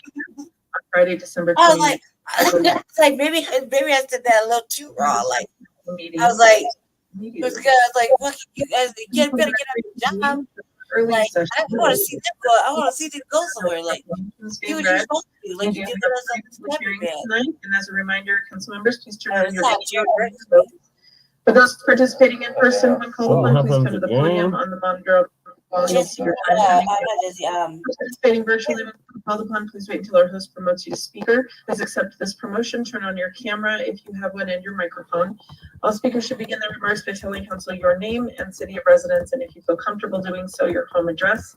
If you have signed up to answer questions only, please state your name and note you are available for questions of council. Speakers will have 3 minutes. There is no yielding of time. If translation is needed, you'll be given an additional 3 minutes for your comments to be interpreted. Speakers must stay on the topic of the hearing and must direct your comments to council as a whole. Please refrain from profane or obscene speech and refrain from individual or personal attacks. Councilman Gonzalez, will you please put Council Bill 1660 and Che decorum right there. She didn't check me either, because I was like, Madam Secretary, or Secretary President, or whatever, Madam President. Whatever I was like, you gotta do better, man. This is a bad look. You can't just be cutting off the people like that when they're trying to give us vital information. You can't just be doing that. You can't. The thing they don't want. Like, it's a real bad look. I would hate for somebody to do that to you. Like, thank you, Jamie. Thank you, Jamie. I said, why do y'all even bother having a public comment? And y'all They always do that. Dude, not only that, remember they stopped the whole meeting because they wanted to get live in the room, right? And she's like, "We're not going to do that this time, Sarah." Like, she just, immediately it was like, "Everybody leave and go to this room." I'm like, "Fuck you! I ain't going no motherfucking where. Why I gotta leave? Like, I'm sitting in my chair if I was a city council. Like, why I gotta leave? Like, I ain't going nowhere with you. You're not the boss of me. Like, what the fuck? Sprinkler. They cut the cameras. They cut the audio. They didn't want nobody to hear what the fuck the people were saying. That's fucked up. I was sitting there, like, just waiting for the audio to start. Dude, they shut that shit off. It was like an hour of silence. So, yeah, I was like, man, I'm tired of this lady. This lady bugs me. No, Jesse had to come back in. Let's see. Thanks whoever is watching. I can't see you because I got the screen all blown up. But I see that there's one little eyeball viewing. Well, one pair of little eyeballs. Oh, no pairs of eyeballs. Oh, well. I do want to give an update real quick. There's going to be a change to our emblem, which is on the top right corner. I'm creating one specifically. I don't know what possessed me to do it. But there's gonna be a change to this little emblem. It's gonna look like this, but it's gonna be way tighter. I just feel like just updating it, making it tight. It's gonna be ours anyway, so I don't worry about it. But it's gonna be. You'll see it on all of our platforms. Here shortly, you're gonna see it. What the fuck, man? Okay. Okay. Hold on a second. I'm getting binged or what? Okay. His computer started to restart on his own. Cool. Yeah, well, that's a good thing. Okay, back to what I was saying. Yeah. So that's gonna change.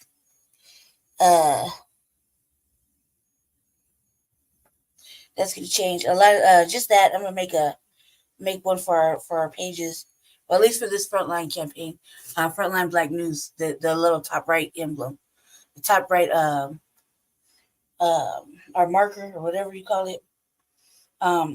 We've had it. It's been a while, but I finally found something I really like that is the same as it as that. I believe I did this anyway. I believe I created that, or I can't remember. Pretty sure I created that, or Ramel did. Well, somebody did it, but either way, somebody on the Frontline campaign that did it. So it wasn't a big deal, but I do all the little clips and stuff that we have, and so I've been recently inspired lately, and I saw something that I liked, and I was like, oh, fuck it, I'm just gonna change it. It's been like 3 years, so about 3 years. So 3 years we've been using it, so I feel like it'll be all right. Should I change it? I changed all that anyway, so it's on me. The other thing is, I'm probably gonna do an RVA tomorrow. I was gonna do one right after this, but I wasn't sure if I was going to or not. Tomorrow is like a really, really serious, heavy day for me. Seriously heavy day. I'm really sick, so it's gonna be like a hard working process. Just said his computer died, so I'm not sure if he's coming back or not. I'm gonna give like 2 more minutes and see. Back to the RVA. So I got a nice little queue set up of things that I thought were quite entertaining. There's a lot of stuff happening in the news, at least politically, that I thought was kind of interesting to talk about it on the RVA. So yeah, I did a lot of catching up lately. So there's a couple of things that I found quite interesting.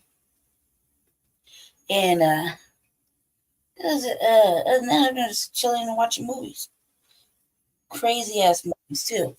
Hold on a second. I think it's Jesse's back. Yeah, he is back. Okay. Sorry, I have to add you to the studio.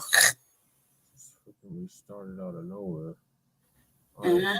I was going to try to play that clip of the part of the clip of the video of the live stream of me telling them, why do y'all even have public hearings if you're not going to do what the people ask? Not at all. I'm like, really? That like, and none of that at that time. Oh boy, looked mad defeated. Oh yeah. Mad defeated. He's like, do something. Yeah. That's his fault. What happens when you do some old white boy swooping type shit, and you don't have your own thoughts, and then you keep the same people from the previous administration and the same programs and the same things have been taken from them. You're really paid for. You know, you're bought. So of course you're lying. You got to toe. You know, you're not towing the line, then you can't get nothing done. They won't let you. And that's the thing. That's the thing that we're gonna have to struggle with. Trying to do political stuff because we can't trust nobody to just be serious and honest. Yeah. Keith Parker or Keith X put me in sent this message to me about a black fan questioned and humiliated at a Denver Nuggets game over courtside seats.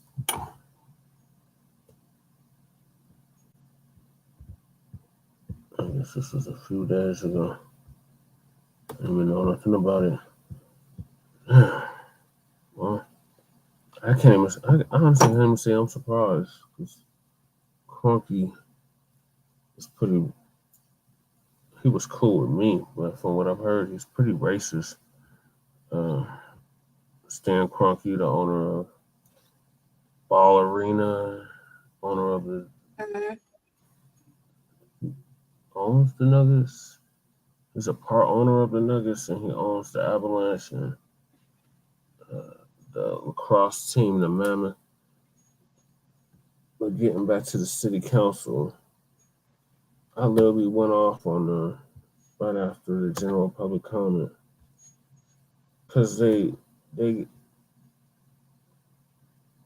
get mad because you're questioning them on what the fuck they're trying to sign with these rezonings.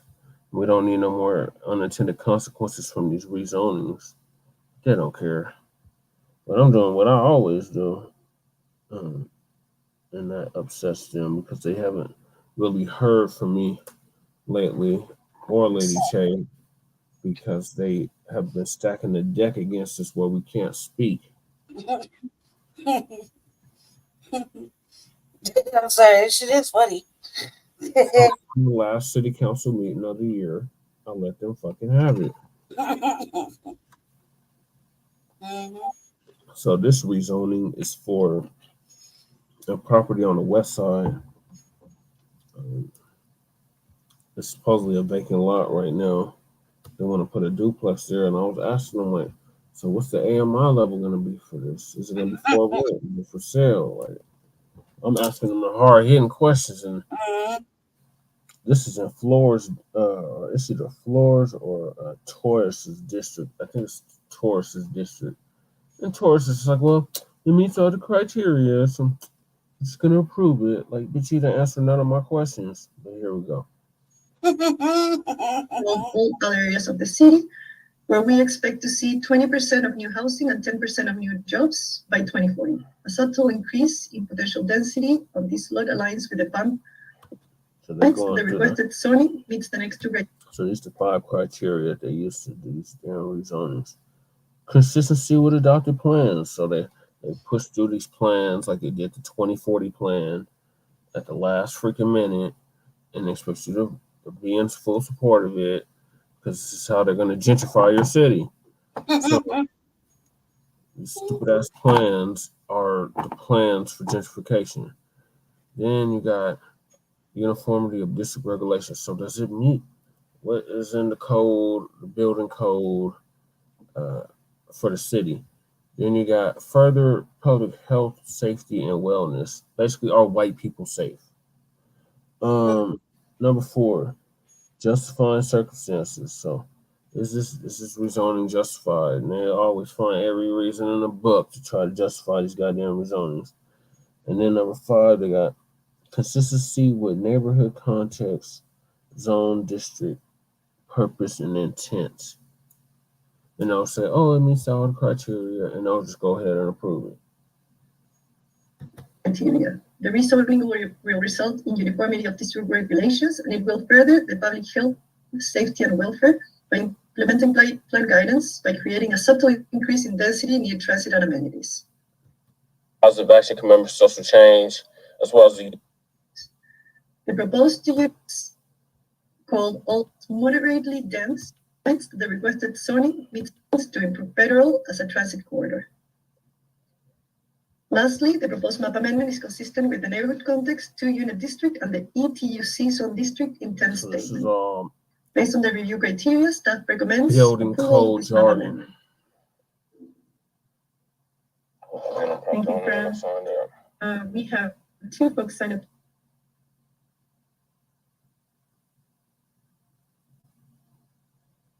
Recording in progress. How they do it on Zoom is just so frustrating, because they got to promote you to panelists. And yes, good evening, members of council. Right. Yes, good evening, members of council, those watching at home, those in the council chambers. My name is Jessica LaShawn Parrish, and I'm representing for Black Star Action Movement for Self-Defense, Positive Action Commemorative Social Change, as well as the Unity Party of Colorado, the East Denver Residents Council, Front Line Blacc News, Shabaka's Black Experience Enhanced, the Revolutionary Agenda, and I reside at the Roach, Bedbug, and Mice-infested Fusion Studios in Chantel Lewis's district of District 8. Like the previous rezoning, I would really like somebody to answer my questions. It's very disrespectful when you blow us off and don't answer our questions. You have these public hearings and you don't want to listen to nothing that the people, the public have to say.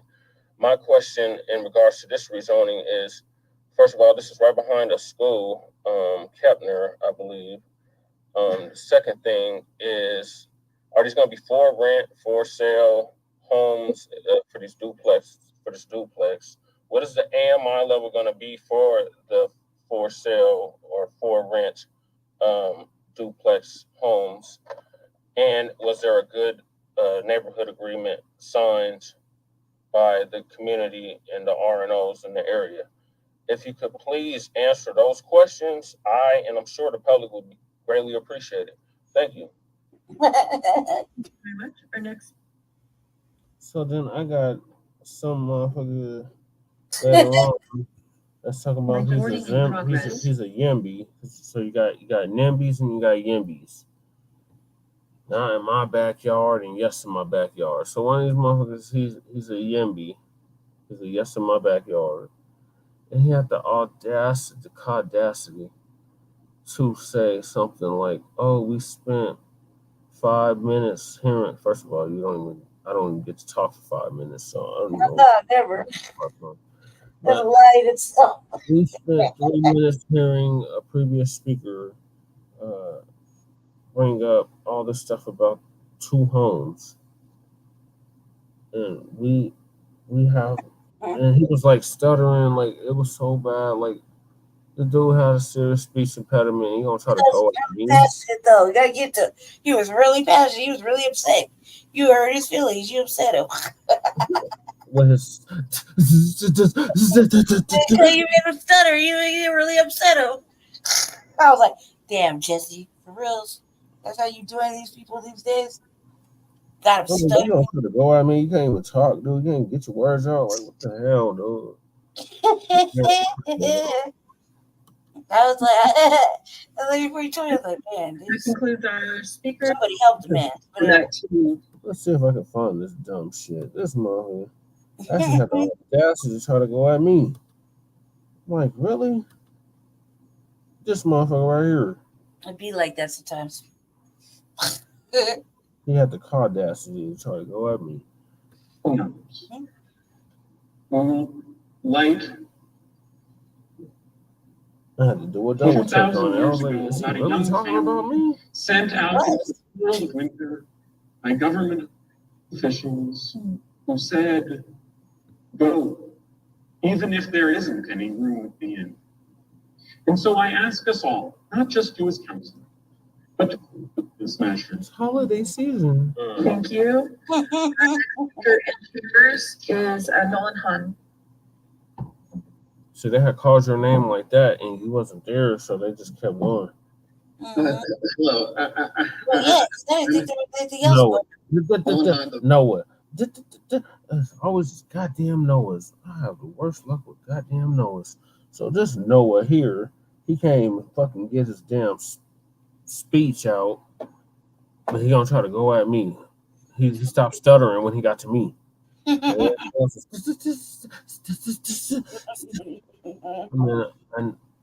know you did that. You did that. So that's stop. Have speech impediments, but dude, like, why did you even bother? We can't understand what the hell you're saying, but here it goes.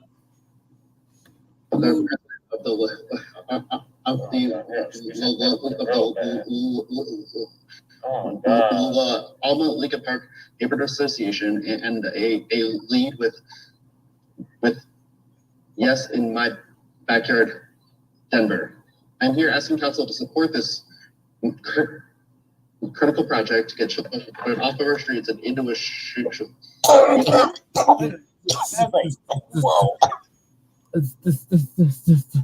So he's just stuttering his way. I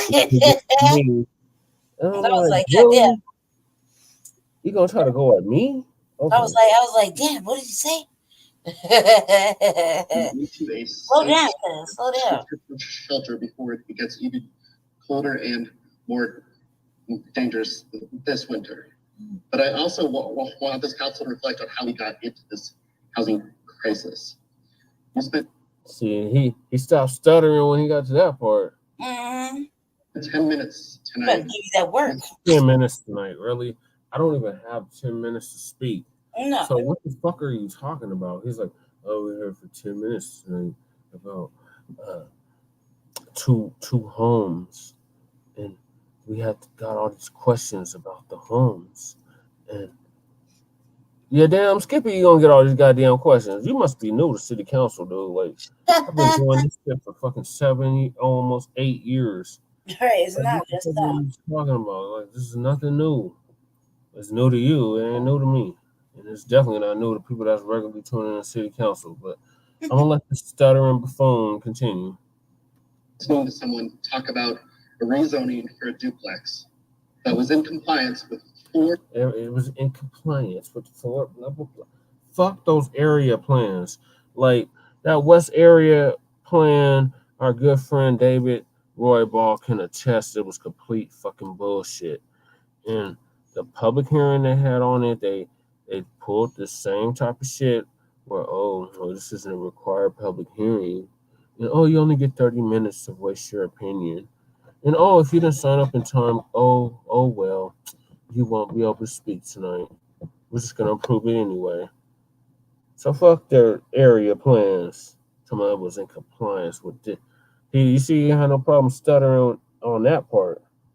For different plans.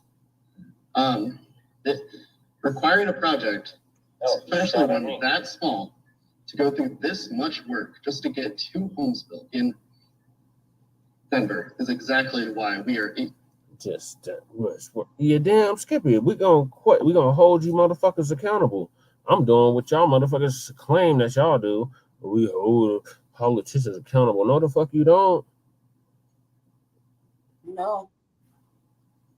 But since I'm holding them accountable, I'm making them like actually live up to the shit they said they're gonna fucking do. Oh, that's a problem. Oh, we spent 10 minutes on this. Yeah, damn Skippy. Motherfucker, I signed up to speak. I'm gonna utilize my 3 minutes. It used to be 6 minutes, and these motherfuckers, oh no, we gotta chop the time down. It's only gonna be 3 minutes, and you can't yield the time because, man, all these rules, all these decorums and shit. That's because of me and Pops, because of Chairman Sekou, because we've been giving these motherfuckers hell for over 15 years. Mm-hmm.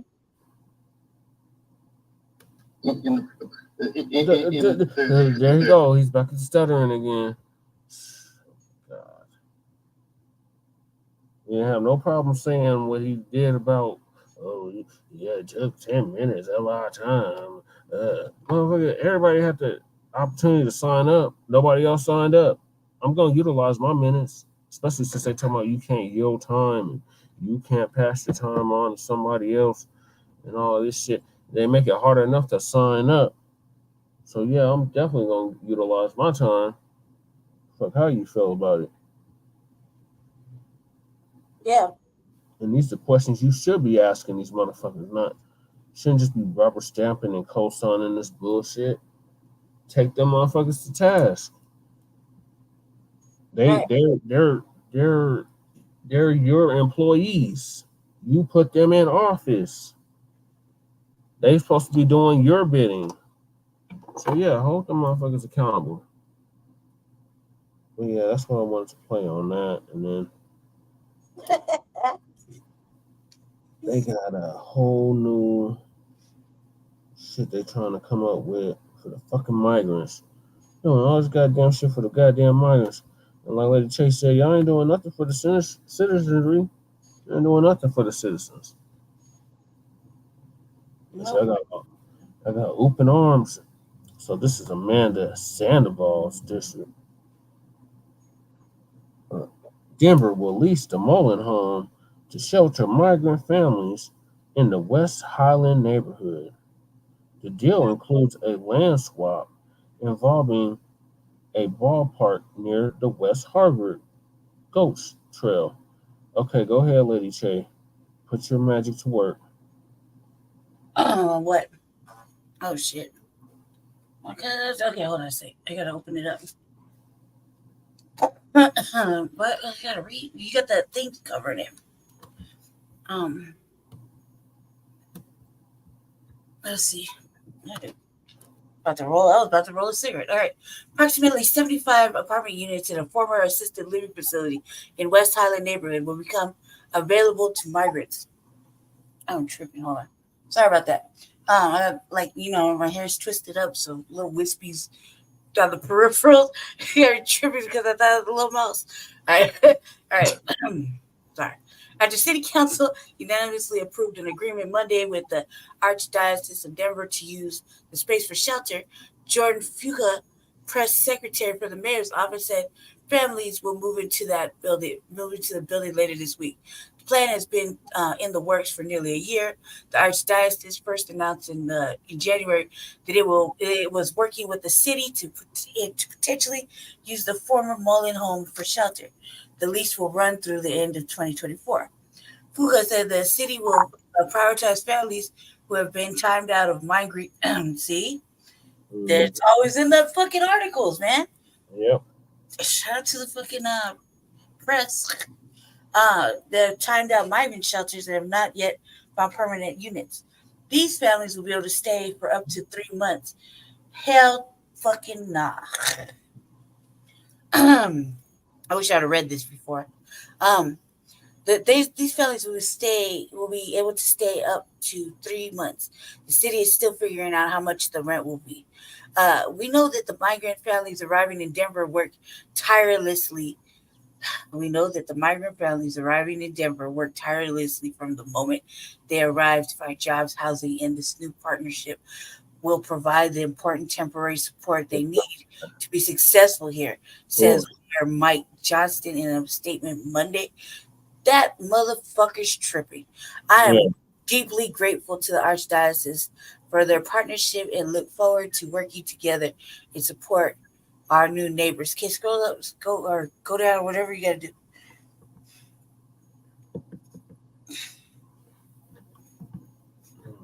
Support our new neighbors. Oh, okay. Sorry, go ahead. The apartment. Jeez, the apartments come as Denver, along with many other cities. The U.S. is facing a growing migrant crisis. Since the crisis first began in mid-December of 2022, Denver has spent more than $35 million serving more than 31,000 migrants coming through Denver. That's like $1 million per migrant, cuz. Yeah. Like this year, they ain't never spent that much on us. Like that's like 35 million serving more than 31,000. That's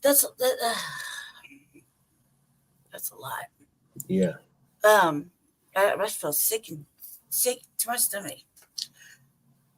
If anybody should be tripping, they should just start tripping off that money right there.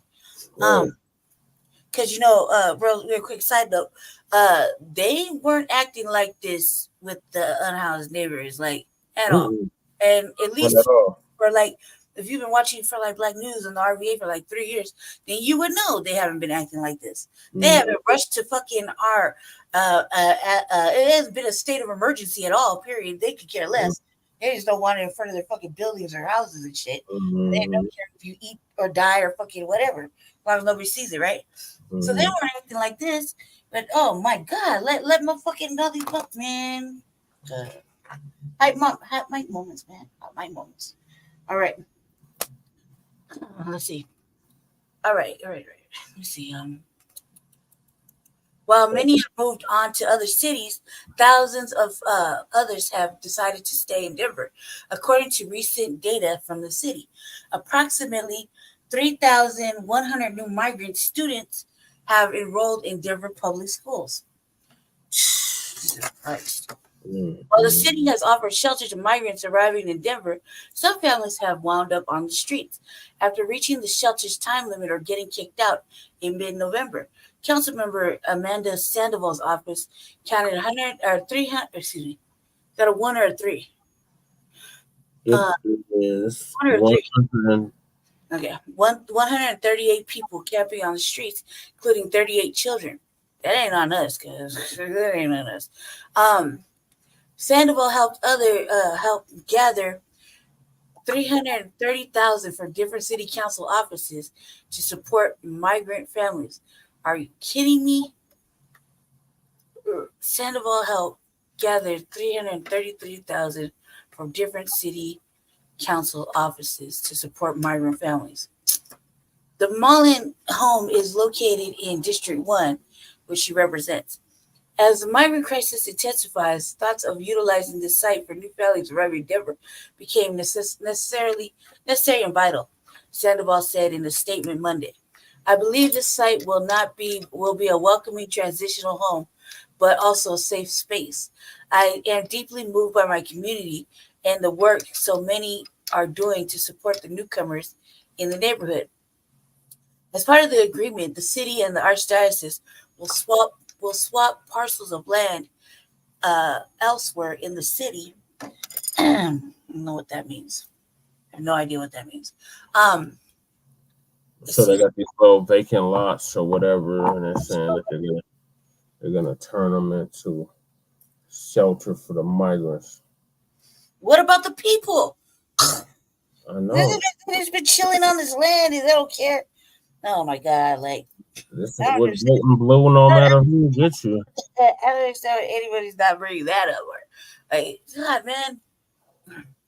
And they keep All right. saying it's a democracy. It's not a democracy. This is an authoritative. This is an authoritative regime. Yeah. So I'm just gonna do what Do I whatever want to. you want to do. Damn the people. Damn the taxpayers. Damn the citizens. Damn the Yeah. people that voted for you. Right. Like, yeah, exactly that. Okay, hold on a second. Let me see. I read that part. You gotta move up. I read that part.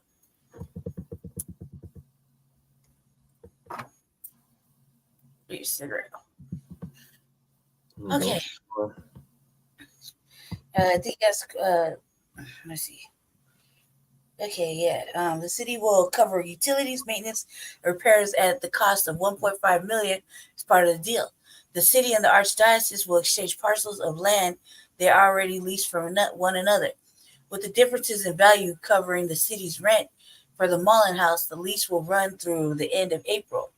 Under the deal, the city will give Archdiocese Calumet and 36th Avenue. The Archdiocese will lease from the city for a parking lot near Lady of Guadalupe Church. In exchange, Archdiocese will give over Harvard, the city Harvard, which never has leased since the 1990s, to use as a ballpark near West Harvard Gulch Trail. I don't understand. While land exchanges are not common, they do occur from time to time. Future said about the agreement. These are properties that made sense to exchange given the historical uses and properties by the archdiocese and the city, Denver's current need for space for migrant families, and the city's desire to own rather than lease are ballpark. Long term, the archdiocese plans to ultimately use the building for senior housing. The Catholic organization Little Sisters of the Poor ran the home 29th Avenue for more than 105 years. In 2022, the nonprofit closed the site and deeded the property in the Archdiocese of Denver. At the time, Little Sisters of the Poor closed numbers of homes across the country to focus resources at other properties. Since its inception, the Mullen home property was intended to help people in need, said Archbishop Samuel Aguilera in a statement Monday. And although plans to restore and reinvigorate the property for senior housing are being developed and scheduled to begin within the next 2 years, Jesus, they could be dead by then. Right. More people could. They just count on that. Like, don't worry, we just lost this group that was waiting. More in line. Well, every year they lose their voter base. They lose potential voters. Yeah. Like this whole 6 months, they should just already just think they fucked up. They fucked up. Okay, go ahead. I think that was it. Cool. Because that was the longest motherfucking article ever.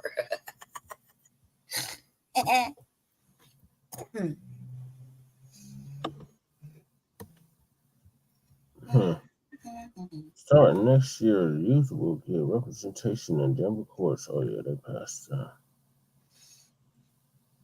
Denver leased the Radisson Hotel in Globeville for shelter. Nearly half of Denver's homeless shelter beds in the Northeast are in Northeast. Yeah, they're in the District 8. They're over here. But see, this is the shit. Like, me and Lady Che were telling them when I was running for mayor, we need to have these in every district. Oh, ha, ha, ha, ha, ha, ha, ha. Now look. Right. Oh, we need to spread the love. Well, yeah. That's what happens with this still shit. Just run off with it. But it came out of our mouth, so it wasn't really important. You have to be white for it to matter. Well, that's why white tears matter. Denver freshness is 100. House 1,000 dashboard. Hey, that motherfucker, Carl Clark called that out. Mm-hmm. And how it counts sheltering people experiencing homelessness. Understanding what's working and what isn't is an easier way. So you said that if they don't go to the shelter that he's proposing, they're locking them up. Mm-hmm. It came out of his own mouth, yeah.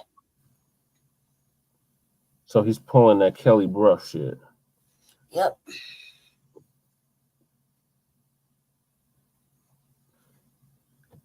Let's see where the dashboard is at right now.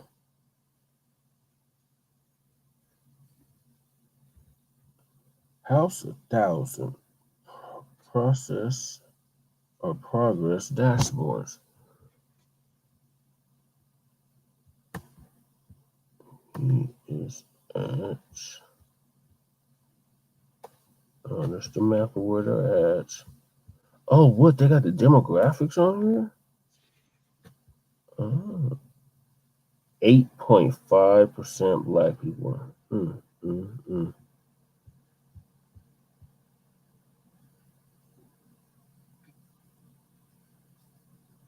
Wow. And we know goddamn well it's more than 8.8% Black people out on the streets. Okay, so it says That's terrible. Only 5 permanent housings. it's still at like 500. 550. Yeah, in 2 weeks, right? Right. I do love it that. I'm like, man, you're already showing your ass, cuz. You're already showing your ass. Like, you be over, not that I don't appreciate the sneaky shit. I do. But you not get, you just, I don't know, you're just bad at the sneaky shit. You know what I mean? Not that I don't appreciate it, because I go to motherfucker does the whole, sneaky thing, but he's ultimately just fucking himself. Mm-hmm. So we got leased units, 129, other permanent housing 5, and reunifications 37. Moves to non-shelter or non-group shelters, micro communities, or hotels, 368. Moves to non-group shelter or stable housing outcomes, 11. Length of stay in the shelter, percentage shelter 30 plus days ago and still in shelter, 89%. Average stay in the shelter is 24 days. Exit destination. Indoors / other shelter 4. Indoors / treatment 1. Other deceased 1. So somebody died. Other jail 4. Unknown. What the hell was the unknown? 13. Unsheltered homelessness 5. Total 28. This is horrible. It's terrible shit. I mean, just the least unit, like the numbers at the top, like 12, 15. So only 129 houses or 29 places you leased. You leased units. So where'd you house the rest of the people? Exactly. People moved indoors who are still living in housing or shelter. Oh yeah. Only 3%. Let's see. Okay, so I said moved into hotels, micro communities, other non-group shelter options. What's a non-group shelter option? What does that mean? Jail? It's still a group option. That's a group option. Is it jail? Because jail sounds like it's a group. There's still a lot of people there. That sounds like a shelter too. They're trying to make it seem like that. The hospital still qualifies. Where'd you move to? So it moves to non-group shelters, micro communities or hotels. 368 people. Okay. It doesn't make any sense, dude. It doesn't make any sense. It doesn't make any sense because it's like leased unit is a leased unit an apartment or a leased unit counts as a motel room. Because That, that's how they've been trying to pull the woo up on. that transparency that Sawyer was talking about. It That's that does the same. motherfucking broad and ambiguous talk. Like you don't know. Like Yeah, it does the yeah. same. It's up for interpretation. And it's behind. Look at this. This is behind. It's like 4 days behind. Right. Data updated as of December 15th, 2023. Well, we're on December 19th, 2023. Man, I know you're auditing all of this shit because, like, look, first of all, they haven't been telling the truth. I'm surprised fucking old stupid face didn't ask for Cole Chandler's motherfucking documents again. Oh yeah. Like, did we forget that he didn't turn in anything? He just sitting there. Yeah. He didn't turn in anything. No, like, did he? I mean, they forgot. I didn't forget. I just haven't been allowed to speak. Mm-hmm. I've been like last 2 weeks, I'm gonna try to get Cole Chandler fired. Mission. That should be, my good deed for the city. So let's see where they're at because they're talking about spreading the wealth, right? Ain't spreading no. Yeah, they gave 32 million or 31 million to the motherfucking spreading the love for the hypocrites. Mayor Johnson and his administration are committed to ensuring hotel and micro community sites are equitably distributed across Denver by avoiding concentrating these sites in low-income communities and communities of color. Bullshit. That have I don't think there's anything like that anymore, except for like maybe 2 other spots. But you have them concentrated in so-called communities of color, such as Central Park. Central Park, yeah. Well, that wasn't. I mean, they gentrified it first. Yeah, they gentrified the hell out of it. Look at this. 6% white. Oh my god. They don't ever want to hear it though, because we would say it all the time. All right, it's all white. It's white. It's Only white. 9% black and almost 11% Hispanic and almost 8% Asian and less than 1% Native.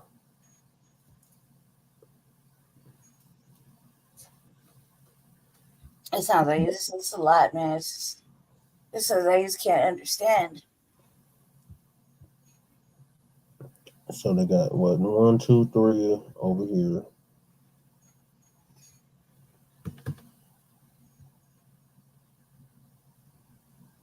Yeah, so that's the Comfort Inn. Oh, the Fusion is on here. No, the Quality Inn and the what was the Comfort Inn? The Comfort Inn and the DoubleTree. Mm-hmm. They got something. I told you I was gonna put a micro community out there by New Motion. Mm-hmm. There it is. Yeah, right off of Peoria and 38. So there's 3 in District 8. I'm trying to zoom out. Zoom in on this.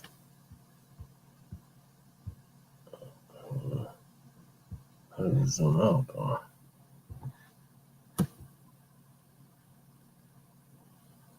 Zoom out. Oh, that didn't work.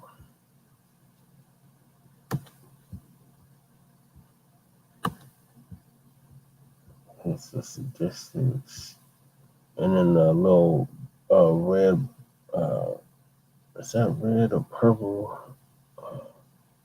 mahogany colors is who they surveyed. I remember how that survey shit went down. They completely neglected the TV studios. We were not on a survey list for any of this shit. Okay, so that's the key. Okay, here we go.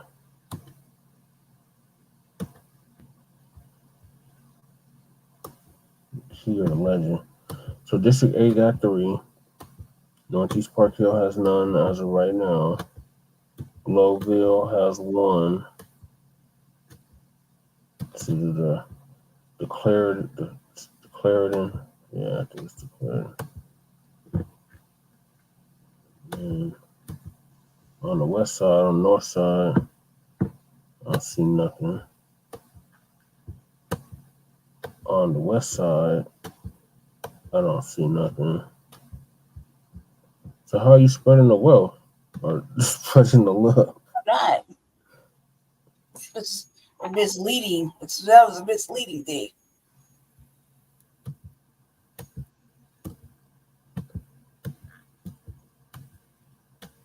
District 5, they definitely ain't got nothing in District 5. District 6, 1 in District 7, nothing in District 2, and 1 in District 4. Yeah, that's definitely not equitable.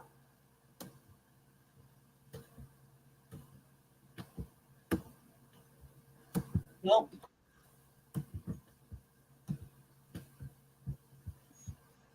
Mm-hmm.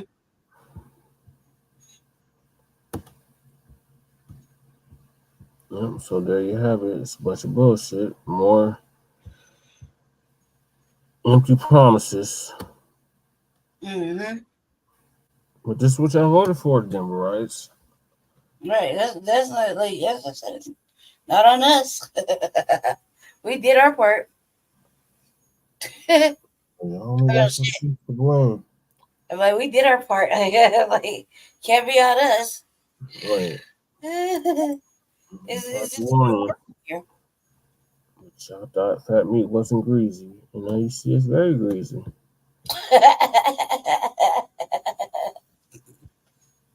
So don't get Johnston remorse now.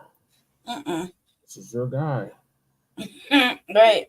You got him for the next 4 years at least. At least.